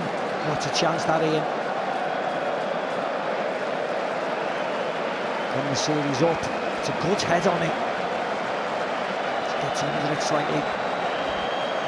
Opportunity for the man whose goal knocked Portugal out of the World Cup as Morocco shocked the world going to the semi-finals. The Sevilla goalkeeper Bono was playing on that run as well.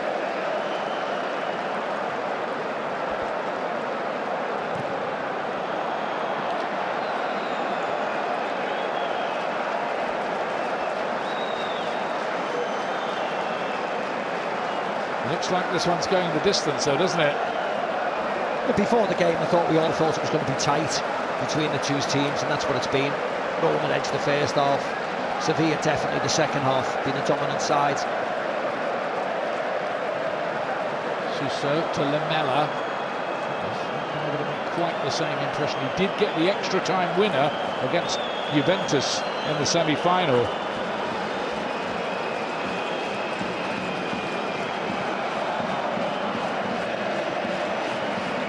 Ivan Rakitic.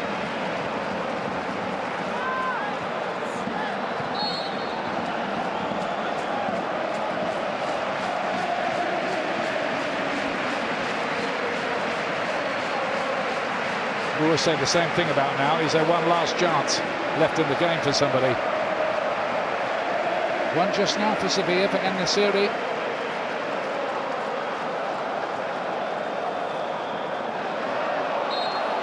Flag goes up, it'll be Roma's ball.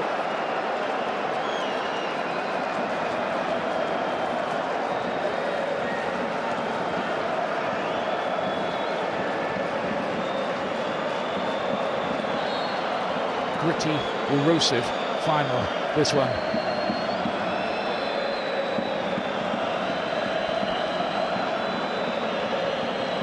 That trophy, the heaviest of all the European trophies, I'm told, is still up for grabs. The Europa League, previously the UEFA Cup, which is kind of like a sequel.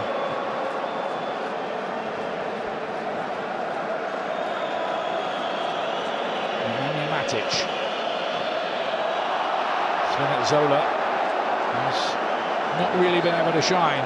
No, he hasn't.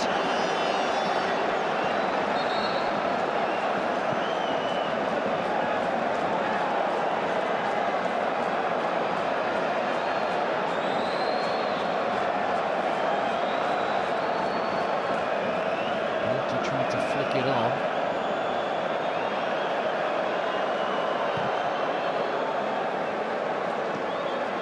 Got a good flick on that to Lamela. Here's Eric Lamela. And the free kick goes Roma's way. Spinazzola's attempted late run down the left. That's blocked as well. Lamela again with a poor touch and allowed Smalling in. Quite a promising situation as well. Yeah, it was. This is very late now. Telles. They're going to throw many men forward in Sevilla, only in this area, in the penalty area. Now they can get bodies in the box. Suso. Going to let it fly. Took a bit of holding. It wasn't held. Endesiri to pick it up again. Can they win it late on here? The effort's blocked. Fernando! Oh, some heart-stopping moments for Roma there. Yeah, he just pulls his shot, Fernando. They work it well. Suso again wants to chop onto his left foot, which he does. Rui Patricio just parries it. Endesiri does well, gets it back. Just can't get out the feet to get the shot away. Finally falls to Fernando. Just drags it. Always going wide. Hasn't scored this season and still hasn't, Fernando. So, not really his game.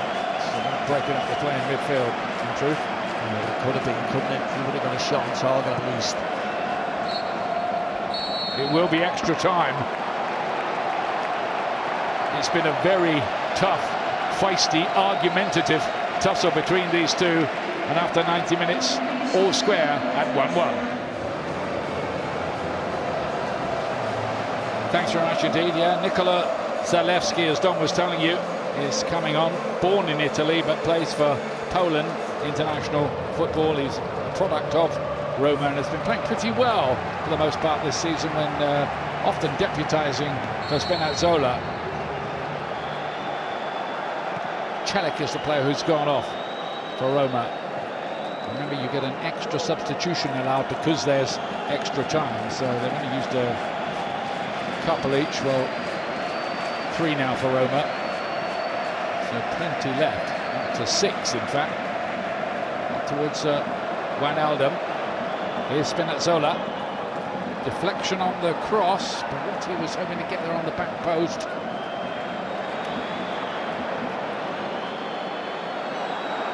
Ocampos. Suso.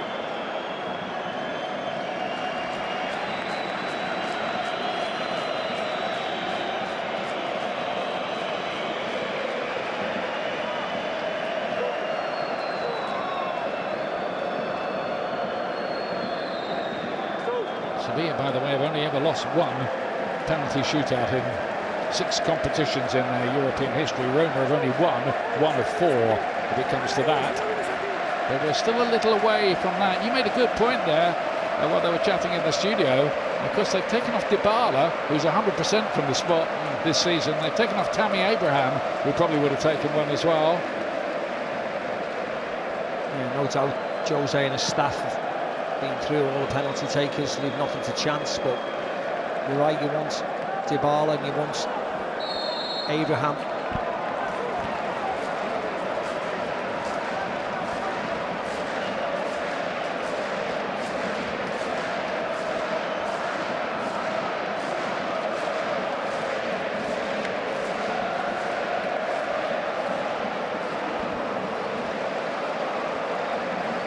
Bade.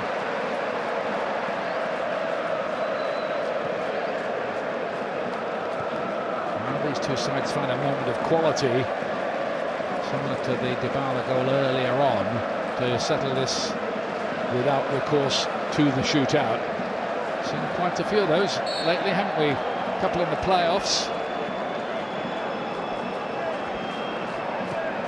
They all went to extra time, yeah. Amazing finish with that Sheffield Wednesday game, a heartbreaker for Barnsley. Even the conference went to extra time, didn't it? Yeah. Penalties. There's Tellez. You can see he's struggling a little bit. I would think a few of the players are at this point.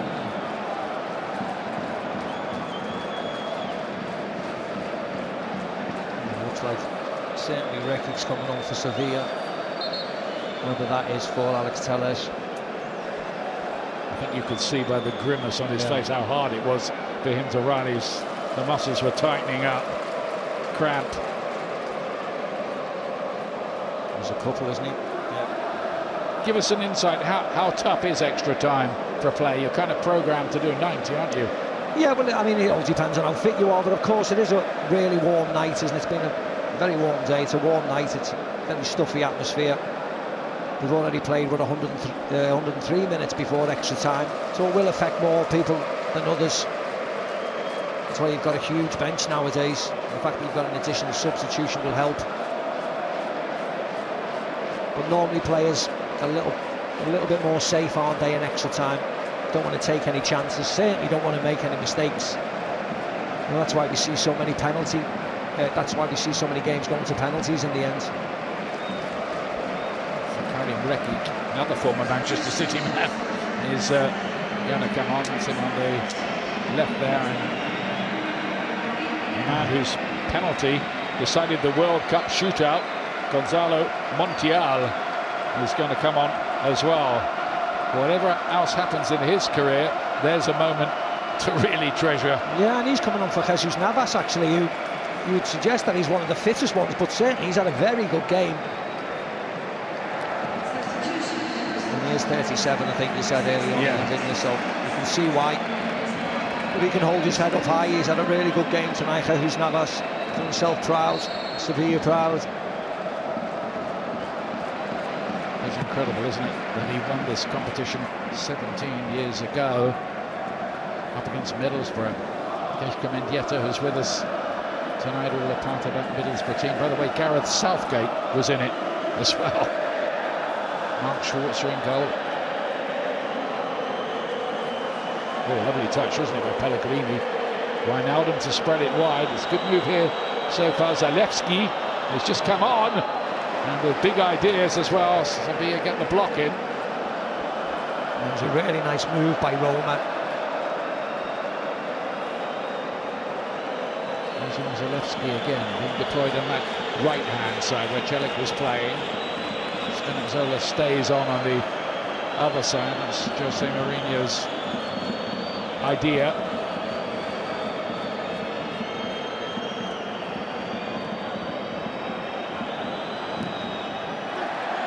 Looks like a corner. Yep.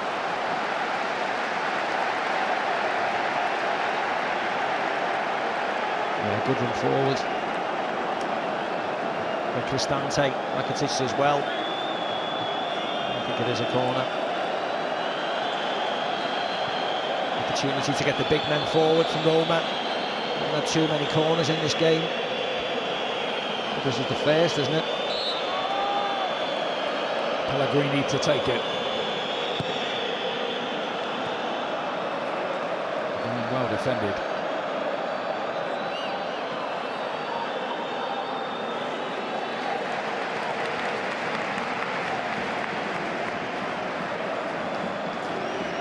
Just thinking Nemanja Matic there, lost in the final with Benfica.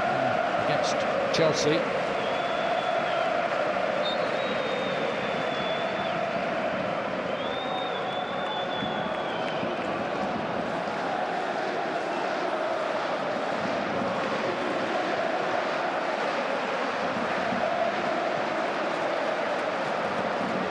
This morning is Montiel's first involvement.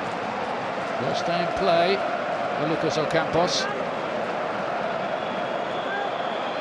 Rakitic to bring it forward here. Lamela.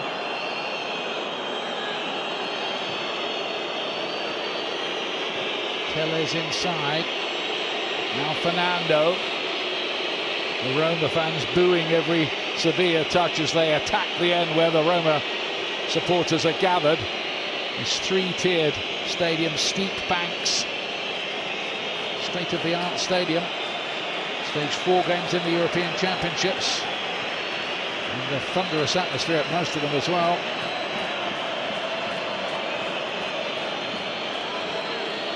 Suso to play an early ball in. Just Smalling got it away.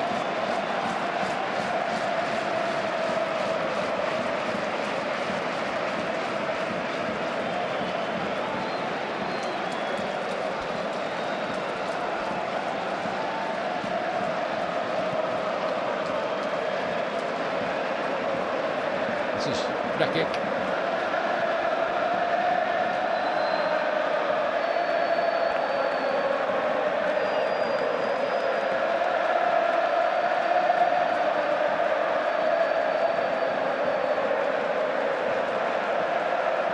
Goodell.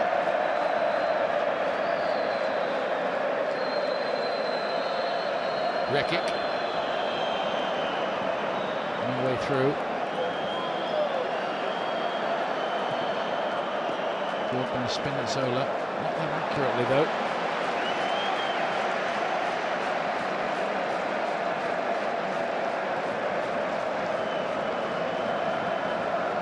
Jose Luis Mendilibar started in March after Sevilla had fired Julen Lopetegui, who went on to do a great job with Wolverhampton Wanderers this season, and Jorge Sampaoli.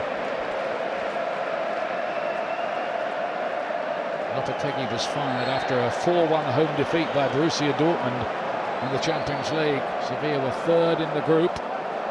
Didn't perform that well, but of course that dropped them into the competition they love. Yeah.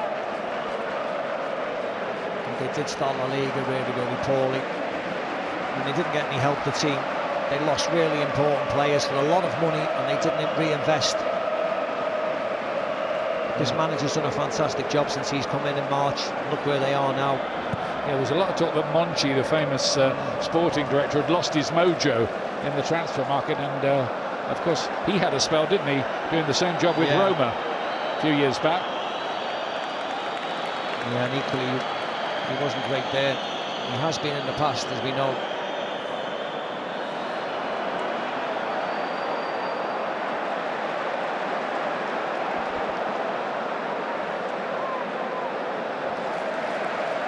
Here's Fernando, 35, but he's still going strong on freshish looking legs. Here's Eric Lamela, Karim Rekic.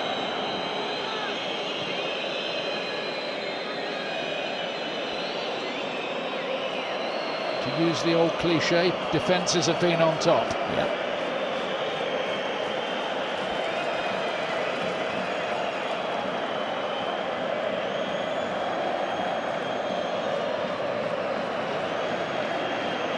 Off goes Suso again. Good run from him. And he bounced back into his path, but Matic goes down, and it'll be a Roma free kick. Yeah, he's looked sharp, and he's Suso again, bouncing onto his left foot. I think he'd learn the Roma defenders. The Manny Matic uses his experience just to get his body in the way, take the contact.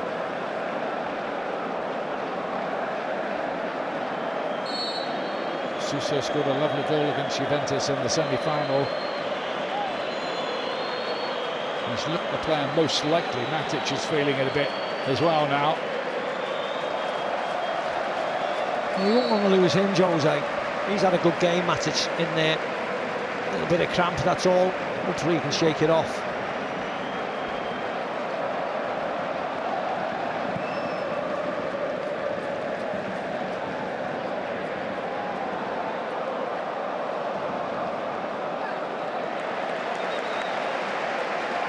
this morning has been on the case of En-Nesyri all game, and I think largely he's won that battle, hasn't he? Yeah, definitely, yeah.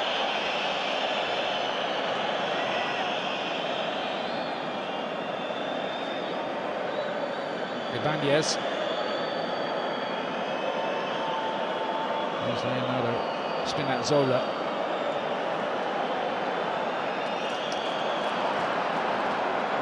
Not really cleared very well. Pellegrini was able to get something on it, but so often extra time seems to just dribble away, doesn't it, without too much happening. Like everybody knows it's going to be a shootout, but sometimes it doesn't. Sometimes there's something quite dramatic, like that Sheffield Wednesday game we were talking about at the weekend. Yeah, you need to be brave, you need to throw men forwards, you need to seize your opportunities, you need that little bit of quality.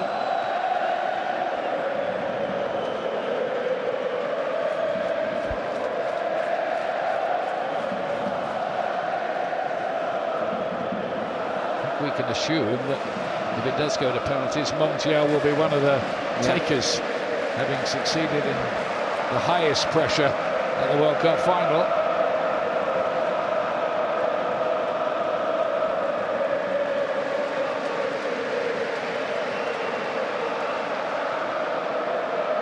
Ocampos looking for En-Nesyri. It's too long for him. Well, he needs more men to get forward, though. Yes, it wasn't a great cross, of course it wasn't. But a lot of his midfielders didn't venture forward, didn't take the chance.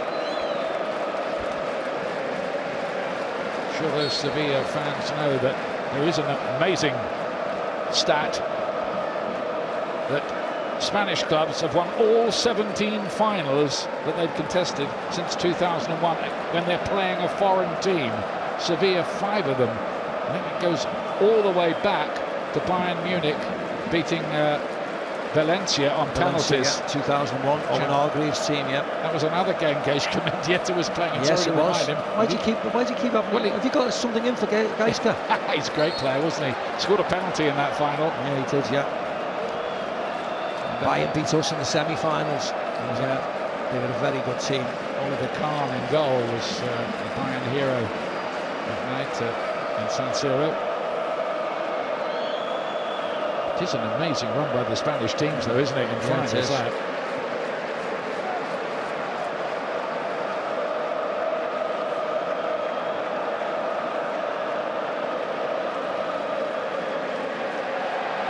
Years, Rekic being held back by Zalewski. That was 2 yellow cards, that was. So that yellow card means that Roma have got 6 now. That's the most any team have got in a Europa League final since it started in its present form.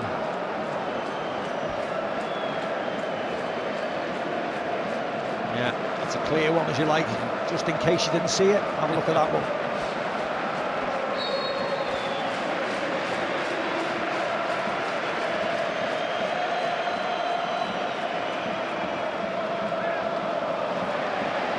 Has had a good game, hasn't he?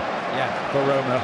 That's why he won't want to lose. And Jose, he's been so important in there, sitting in front of those defenders, cleaning everything up, getting in the way, using his experience. Looks like he's coming up with another plan, though.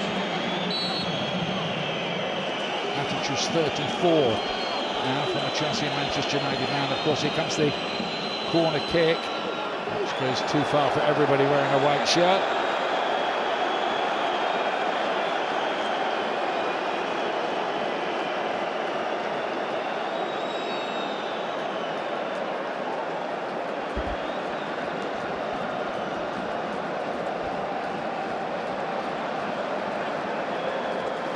Hopeful fall, but no submission from Anthony Taylor.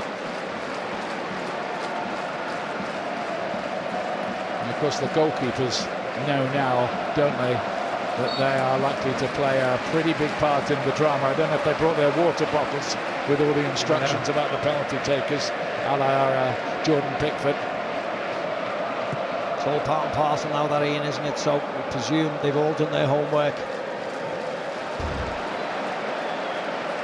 Well, that's a different art form, isn't it, now? Because so many of the penalties are on tape to be looked at. So if you are a taker, you Need to have a couple of variations. I was going to say that. At least. It only seems to work when you win the games, doesn't it? Because every goalkeeper has them all written down.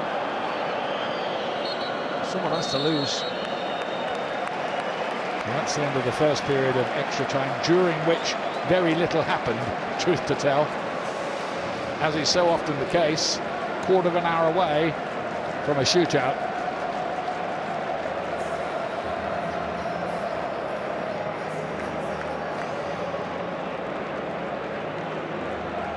Confirmation of the 2 goals.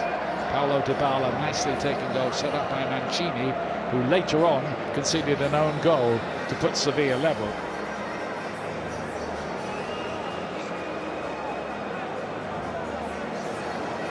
Yeah, so we know that 2 managers now got the last 15 minutes to usher some words of magic. Roma substitutes are trying to act as cheerleaders for their crowd. That's why there's a huge impetus of noise. Sevilla now trying to do the same. Trying to lift their team over the line. Both sets of supporters here. They also serve who only sit and watch. Yep. And they haven't had a lot to cheer about, have they, the Roma supporters, since the first half, since half-time. There's still 15 minutes to go, still somebody can stand up and be the hero. Jose Mourinho came out there, didn't he, with a fresh diagram, like he's got a little plan here for the second 15 minutes. Well, he usually does have a plan, of course. Are they going to try something a little different? I wouldn't have thought so. I think it's a diagram that says, don't let them score. I think that's all it says on it. And they haven't really ventured forward that much, have they, Roma, in the last, 60 minutes? So I can't believe there's some immortal words there. But anyway, it's going to be a battle. It's going to be mentally, they're going to have to stay strong. They're going to have to stay tough. They don't make mistakes. Don't make mistakes. That's the big thing. When fatigue sets in, and then you hope your forwards can produce some sort of magic. I'm intrigued to know what was on those bits of paper. Or was that just one of his mind games? He'll have done that at half-time, and he'll have done it at the end of full-time. Diego Llorente, who joined in January from Leeds United, is going to come on, and so too Stefan El-Shaarawy, who's got 9 goals this season, including 3 in the last 3 games he's played. Spinazzola is off.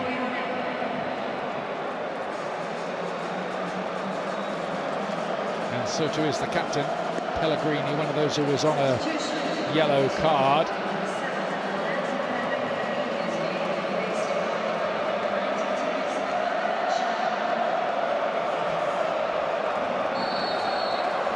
Long night in Budapest at the Puskás Arena.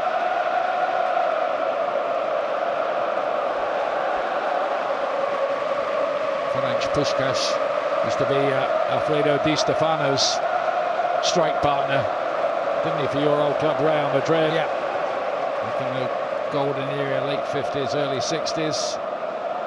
Scored 4 goals in the 1960 final, and Di Stefano got 3 as they beat Eintracht Frankfurt 7-3 in Glasgow.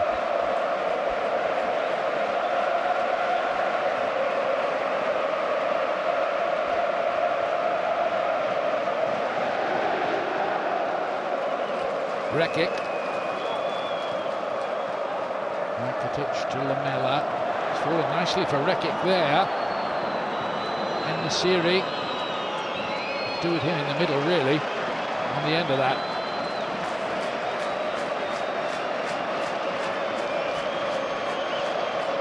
Montiel wants a return ball and gets it.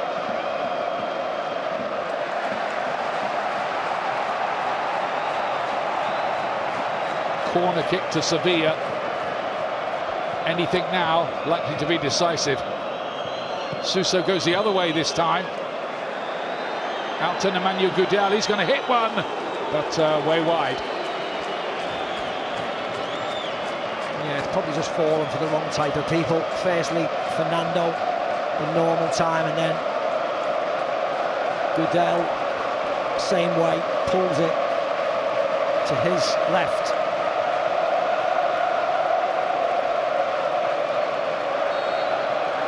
Something's got to give, hasn't it? Sevilla, the team who've never lost the Europa final, and Jose Mourinho, he's never lost one either. No.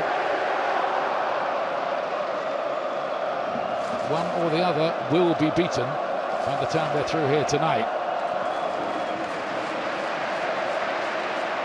Zalewski.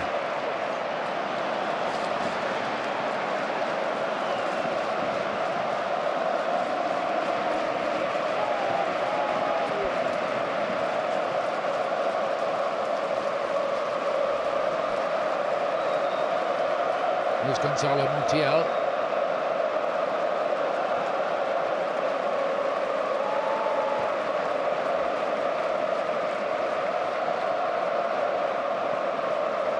Rakitic sure to be among the penalty takers, you would think. Should it come to that, odds are that it will, but there may be another kind of drama. Lamela might be one of those to provide it. Carries on with his run, and the referee pulls the play back with the barriers down to give the free kick to Roma. Yeah, he's given it as I think for an elbow on Lamela, who had the ball and was driving forwards. I think he was probably fortunate. I think he was just trying to shrug him off. That was okay. Yes, a bit of a follow through by Matic. Lamela was unfortunate. It always looks worse in slow motion, doesn't it? See there, that one he's given for that. He's going to give him a yellow card as well.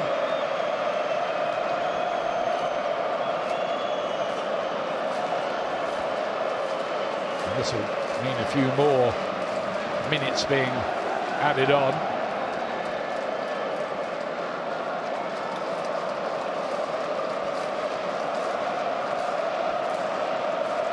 Well, he's won this with Porto, he's won it with Manchester United in 2017. Is he going to do it here in 2023? Lamela's confirmation of his yellow card in that latest incident. He's still shaking his head. I think he does catch Ibanez in the face. I think there is a little bit of blood there, but as a forward, when you're running with the ball and you're expecting a challenge, you just try and hold people off. Matthew Taylor's decided that he thought he's elbowed him. There's 3 yellows for Sevilla. Rakitic, Rafa Mir, who was booked for his antics on the bench when he wasn't even on the pitch earlier on, and now Lamela. You see, he's not looking at Ibanez. He's just holding him. It's not really an elbow, it's just an arm, isn't it? He catches him. I think he was unfortunate, to be honest.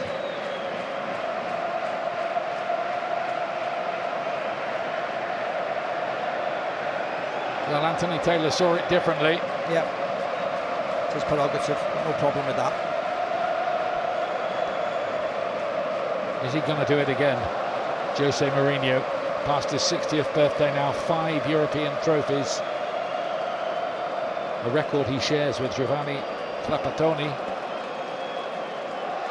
And he says he's got no plans to retire. More jobs on the way. Will it be at Roma next season, though?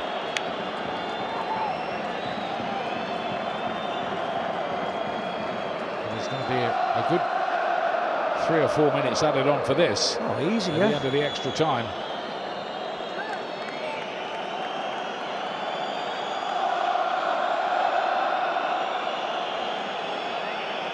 I think by the end of this, Anthony Taylor will be able to speak fluent Italian. He'll be able to understand all the swear words, won't he? He's been involved in a number of conversations, put it that way, hasn't he?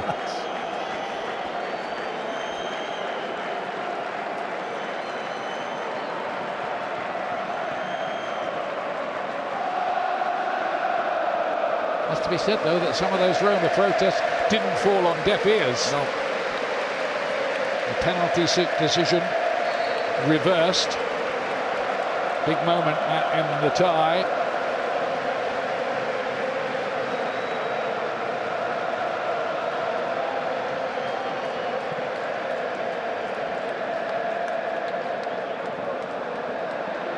Here's Belotti off Gudel for a corner.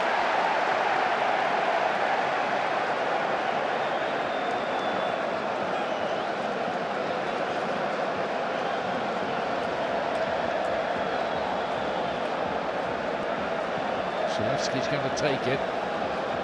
Can they come up with a trophy-winning goal from a set piece?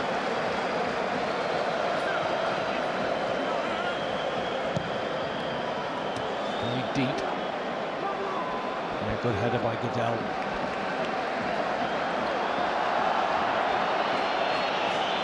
There's a bit of an element of let's take no chances now. Not wrong, Ian. Diego Llorente didn't want to try and pass the ball forwards, just thought safe back to the goalkeeper.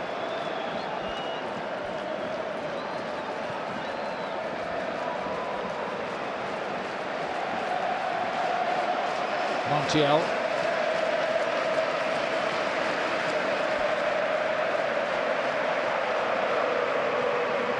Rekic to play it forward, Lamela inside. Rakitic picks up in the series, but he couldn't make it stick.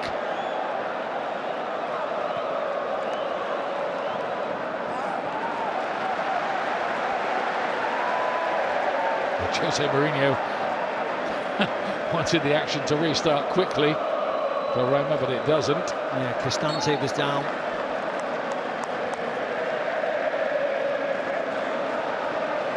It's a war of attrition now, isn't it, between them? Last man standing.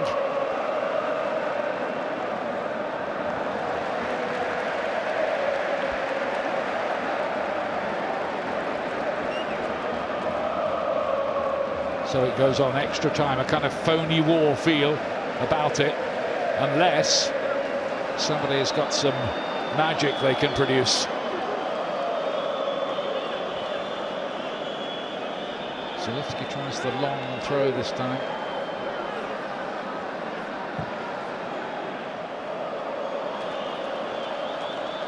Smalling's header.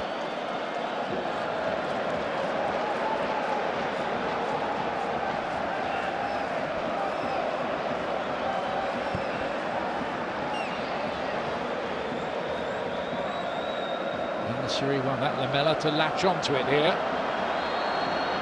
It's a good run. Smalling got a block in. He's had a good game back there tonight, Chris Smalling. Fernando.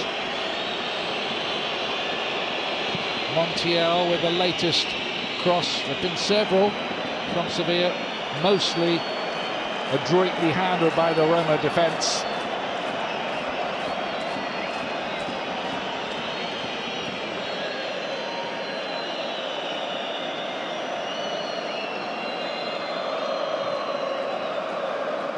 Suso. Gudel.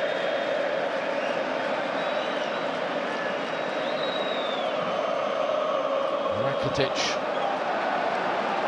Easily cleared by Roma, just sitting back. Yeah, Matic has gone down now.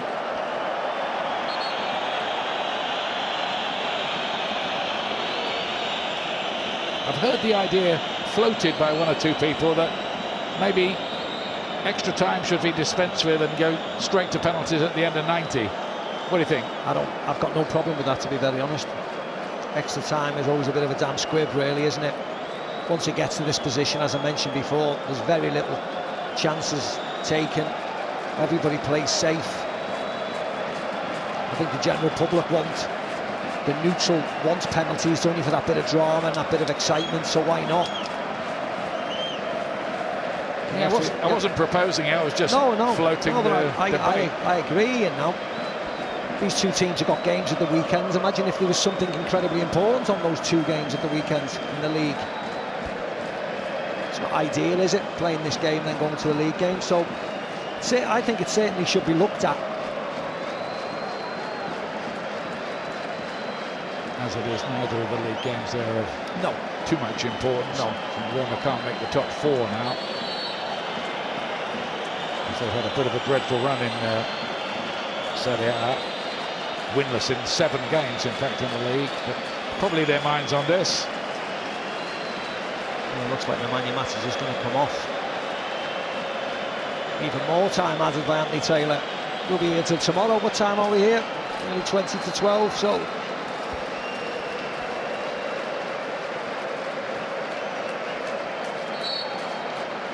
Unless, of course, he's one of the proposed penalty takers. Matic is waiting to come back on. He doesn't want to go off. He has to go off and he can't let him on while the ball's there. 10 against 11 for the moment. Matic is back on.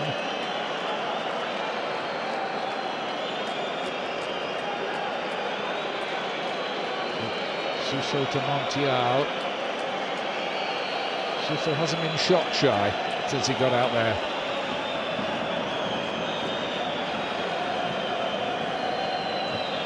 Early ball from Lamela, and a free kick will be given for Roma. Yeah, it was a free kick actually. Leskins as well, just gets his body back in front of Rekic.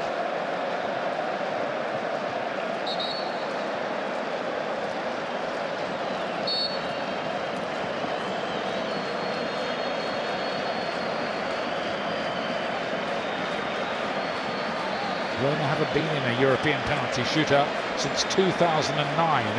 Champions League round of 16 game against Arsenal. They lost that. Matic is down again. Yeah. Has been a bit of a non-event, frankly, the extra time. Yeah, more arguing on the bench.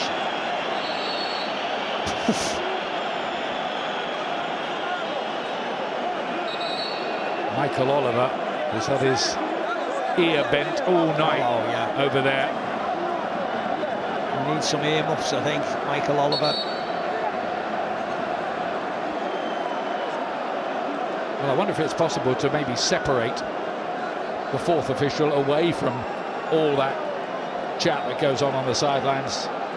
Just a little away, somewhere he can do the substitutions, away from having his ear bent by the managers. I mean, it's a big debating point, not for now, of course, but this has been pretty ugly, frankly, tonight. It really has. And we don't. Jose's just got a yellow card now, and we don't say that because we're English and things like that. But certain nationalities, you know, win by all costs someday, and if you can get an inch and get a yellow card or get somebody sent off or anything, they feel that's an edge, and I understand that. It's just in a final like this with the 2 teams we've got, we just don't need it. It's been really unseemly. Yeah, because I think everybody understands it's a passion play. The stakes are high. There's a place in next season's Champions League, which is worth a lot of money to both clubs at stake. But it hasn't been that edifying a spectacle, if we're honest with you, this. Eduardo Bove, the local boy who's from Rome, got the winner in the semi-final game against Bayer Leverkusen, a big goal. A lot of people thought he might be starting tonight. He's on now, very late on. Meanwhile, Suso for Sevilla. We've got another 6 minutes in of injury time.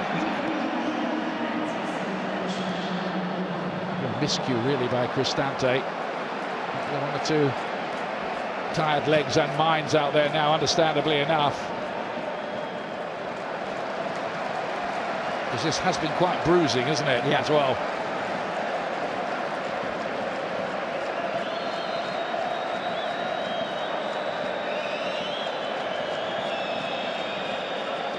Miscued clearance. Bove trying to help it on.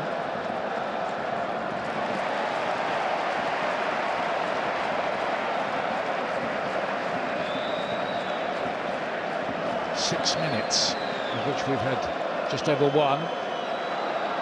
Could be something here for Sevilla if they get it right. They couldn't find Endesiri with the cross. Suso to play it back in again. Endesiri did win the header, but couldn't get any kind of power or dynamism onto it. He was surrounded by Roma players, and they do really well here. Cristante just pulls his foot away, thankfully. doesn't give Anthony Taylor a decision to make. And as the ball comes in by Suso, just it's up in the air. Gives the defenders an opportunity to put En-Nesyri off. Mancini did well.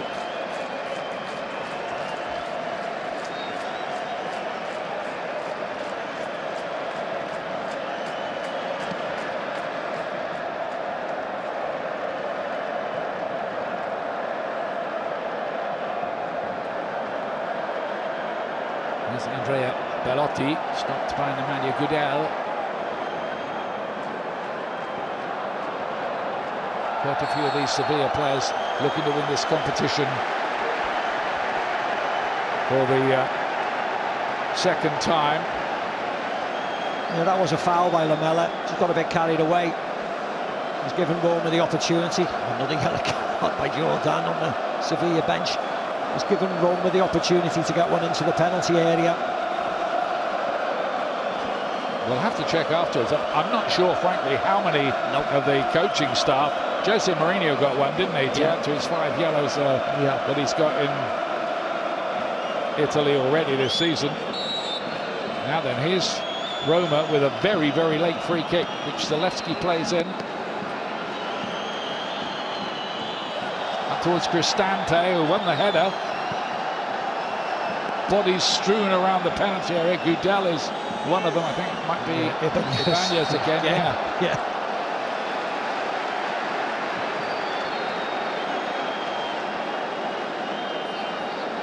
Once again, another yellow card there, Ian. And for about the 25th time tonight, players surrounding the referee Mike. I would be surprised. I'd be interested to talk to Anthony Taylor after this game. He can't have had many harder games to officiate than this. Him and Michael Oliver. I mean, they're looking at it whether it's a penalty. We'll have to see the replay. So much was going on. Obviously, it's onside, isn't it? And then it's just the coming together between Gudel and Ibanez. Yes, yeah. I think it's fine. Here's the 3 you can see. Gudel, they're looking round. It's fine. He's not going to give a penalty for that. An injury time of extra time, no chance. That's not going to be seen as a serious error on the wrong decision, on the original decision. But it is a foul, I think, for Roma on the far side of the pitch in the midst of everything going on. And the long night continues. It was Montiel who got the yellow card amid all of that. Yeah, and that +6 will change now to +8, +9, +10. Takes us up to 10 yellow cards among the players tonight. One certainly for Mourinho and a couple of others handed out. Oh yeah, I think at least three of the staff have been done. A couple of the substitute bench of Sevilla have been done. And it's like bingo. It's just ridiculous.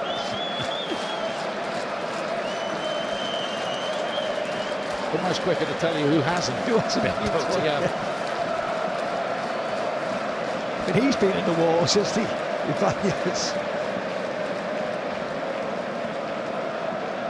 He limps away.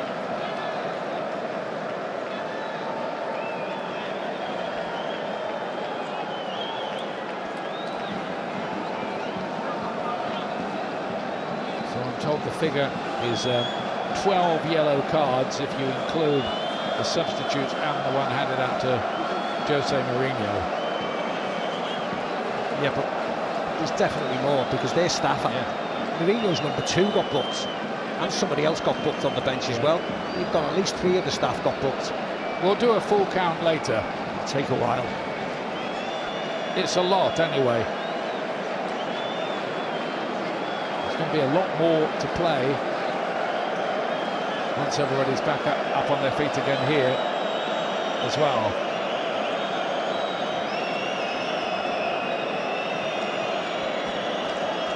And it looks like Marcao's coming on for Sevilla as well.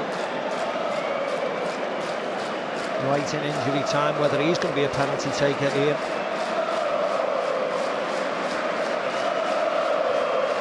The Brazilian defender Marcao, I think they probably want Gudel to have taken one, but he's moving a bit gingerly. Tough character, of course, the Serbian.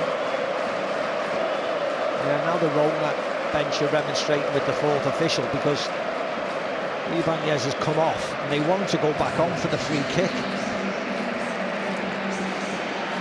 Goodell's coming off, can't carry on. No. Marcal to replace him in central defence. I think it's simply that, isn't it? Yeah. Just putting another defender in rather than with the penalties in mind.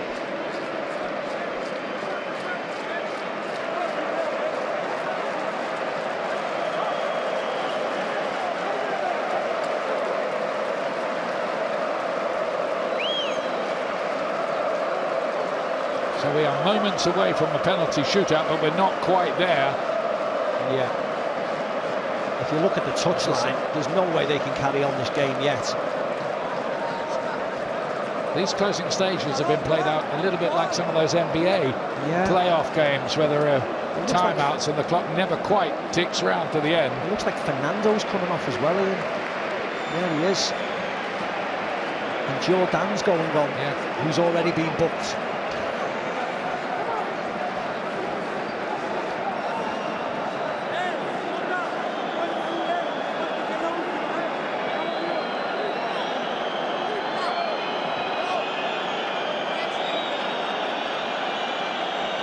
Trying to hold down the central midfield player who's had his injury problems, otherwise he might have even been in the starting lineup tonight. And the first thing he's got to do is defend this free kick. Yeah, they're not letting Ibanez go back on because he's come off the field injured. Of course, Goodell's come off because he's substituted. Jose's not particularly happy.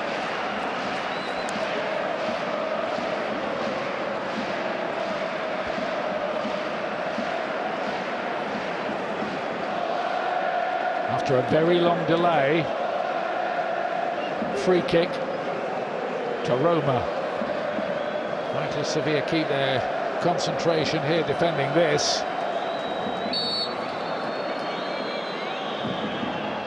And it goes there and it's punched away by Bono.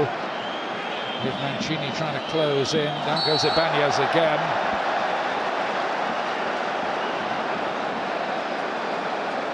Campos had something to say there.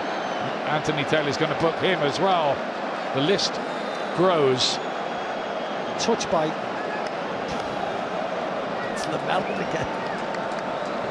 Gets his body across and takes Ibanez out.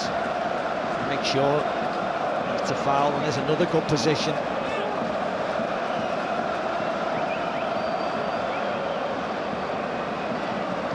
Zalewski again, with a number of set pieces, hasn't really got the quality. Can he do it now when we're way into injury time? Well, nearly 10 minutes of it now. So, added time of World Cup-like proportions. But with good reason, long injury.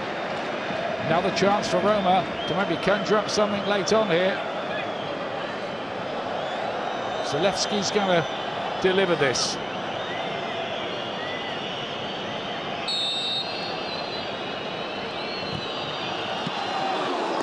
Good defending again.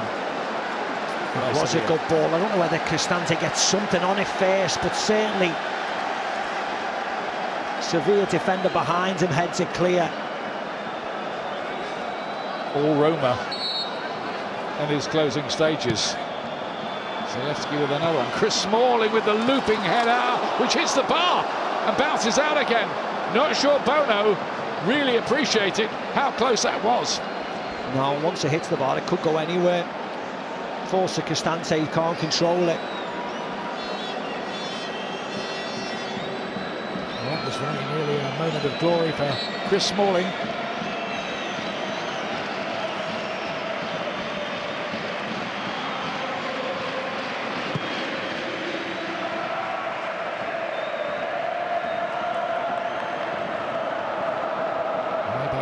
Here's Campos. Now Montiel, and the whistle does go. It will be a penalty shootout after a very, very long night here. We're nearly into midnight. It will be past midnight by the time we're done with the shootout. But for the moment, as you look at that Smalling header again, which bounces back off the bar right at the end of the extra time, it is 1-1 between Sevilla and Roma after extra time in this final, and the penalty shootout is coming up. Lucas Ocampos to take the first one. He has scored one in this stadium in the Super Cup against Bayern Munich in the past. And scores that one nonchalantly. Yeah, cool as you like. And as you could probably see, Rakitic won the coin toss twice, decided to take the penalties first and in front of his home fans. Yeah, they won both the coin tosses. Which choice of end? Yeah, Brian Cristante for Roma.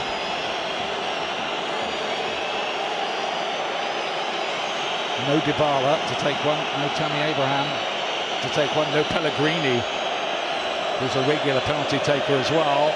Sevilla one up with Ocampos, Cristante up against Bono, the Sevilla goalkeeper. Levels it, great penalty. Yeah, pressure was on. Cristante smashes it home, really good penalty. Loads of mental strength. Goalkeeper diving the right way.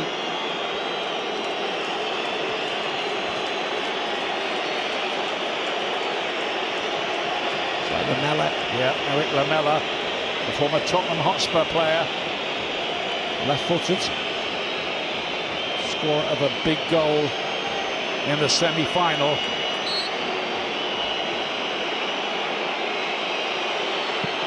And the scorer there as well.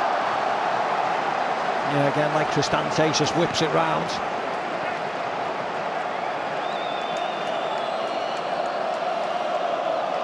Lovely penalty, really, wasn't it? Yeah. Tucked in the corner. Placement perfect.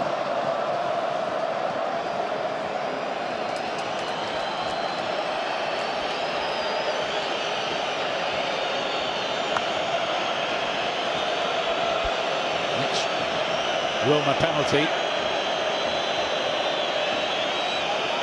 Yeah, Mancini's had a good game, actually. Much involved. Own goal as well. Oh, and it's saved! The legs of Bono do the job. Advantage Sevilla.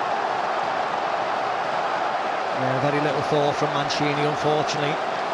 Just hit it as hard as you can down the middle.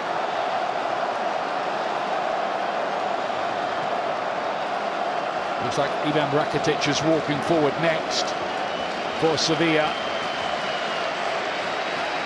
We now know that if they put the rest of the penalties in, the trophy will be theirs once more.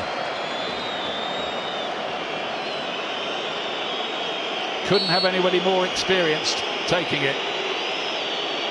Up against Rui Patricio. Scores. You knew he would, really. Yeah, he's been there before, hasn't he, this fella? Handles the pressure really well as the skipper. Just pulls it into that near post, whipping it round with his right foot. And that cranks up the penalty pressure on Roma. It's always that bit tougher when you're going second. Ibanez is going to take this next one.